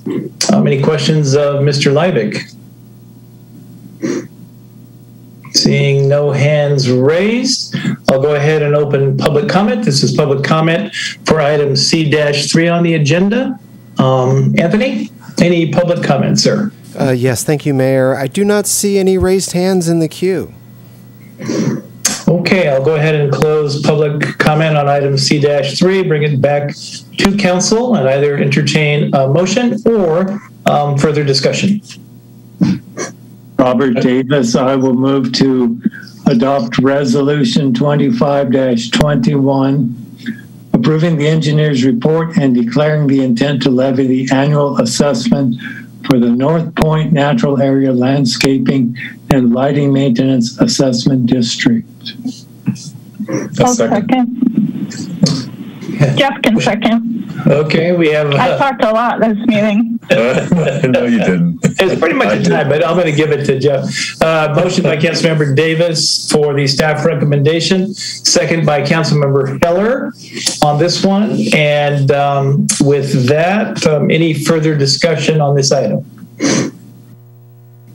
Hearing none, I'll ask for a roll call vote, please. Councilmember Addis. Yes. Councilmember Barton. Yes. Councilmember Davis. Yes. Councilmember Heller. Yes. And Mayor Heading. Yes. Motion carries 5-0. Great. That concludes our business items for the evening. Item D is council declaration of future agenda items. Anything for the greater good that you need to bring up at this time? Yes, Mr. Mayor. Yes. I would like to ask for a future agenda item, a staff report of the city's outlook for water delivery this calendar year, and measures that we as a city and residents should begin to consider now to deal with drought and severe fire conditions. The Tribune reports that the Sierra snowpack is already gone and our reservoirs are less than full. Groundwater is very scarce, and I am concerned about how much allocation the city will receive from our state water project. Thank you, and I'll just echo that in one of the mayor coalition meetings, not the local mayors, but a broader group, there was discussion of this exact issue, and there are a number of cities that are currently entertaining drought condition restrictions. And so with that, I would support that as well. I see heads nodding, at least. I support. I see Councilmember Heller as well. Councilmember Barton, can't see your head. I see your smile. But we have a majority support there. So let me just ask Mr. Collins, again, every time we do this, we ask about resources and clarity. Is this something that you're comfortable with in terms of bringing back? And yeah, I think so. I'll have to talk with Mr. Livick, obviously, and Mr. Pollack to make sure I understand how long it would take. But these are typically things that were discussed in other circles, correct, Rob? So yes, and we have an item already scheduled for the council agenda on our water allocation for development coming up. I believe it's next meeting. That's what I thought. Okay. In a section of that staff report, we talk about water supply and water conservation. I was just working with Ms. Hansen today on getting that staff report prep for next planning commission. Great, you're way ahead of us, Rob. Thanks for that. Looks like we got support, and that will be coming quickly. So thank you for that. Anything else? Hearing none. Thank you for a very productive meeting, staff. A lot of items considered, and we got through a rather large agenda. I appreciate that. I'll go ahead and adjourn the meeting. The next regular meeting of the City of Morro Bay City Council will be held on Tuesday, May 25th. 2021 at 5:30 p.m. via teleconference. Thank you so much. Have a good evening. Be safe and be well. Thank you. Thanks, everyone. Thank you all. Good night. Thank you, guys. Bye-bye.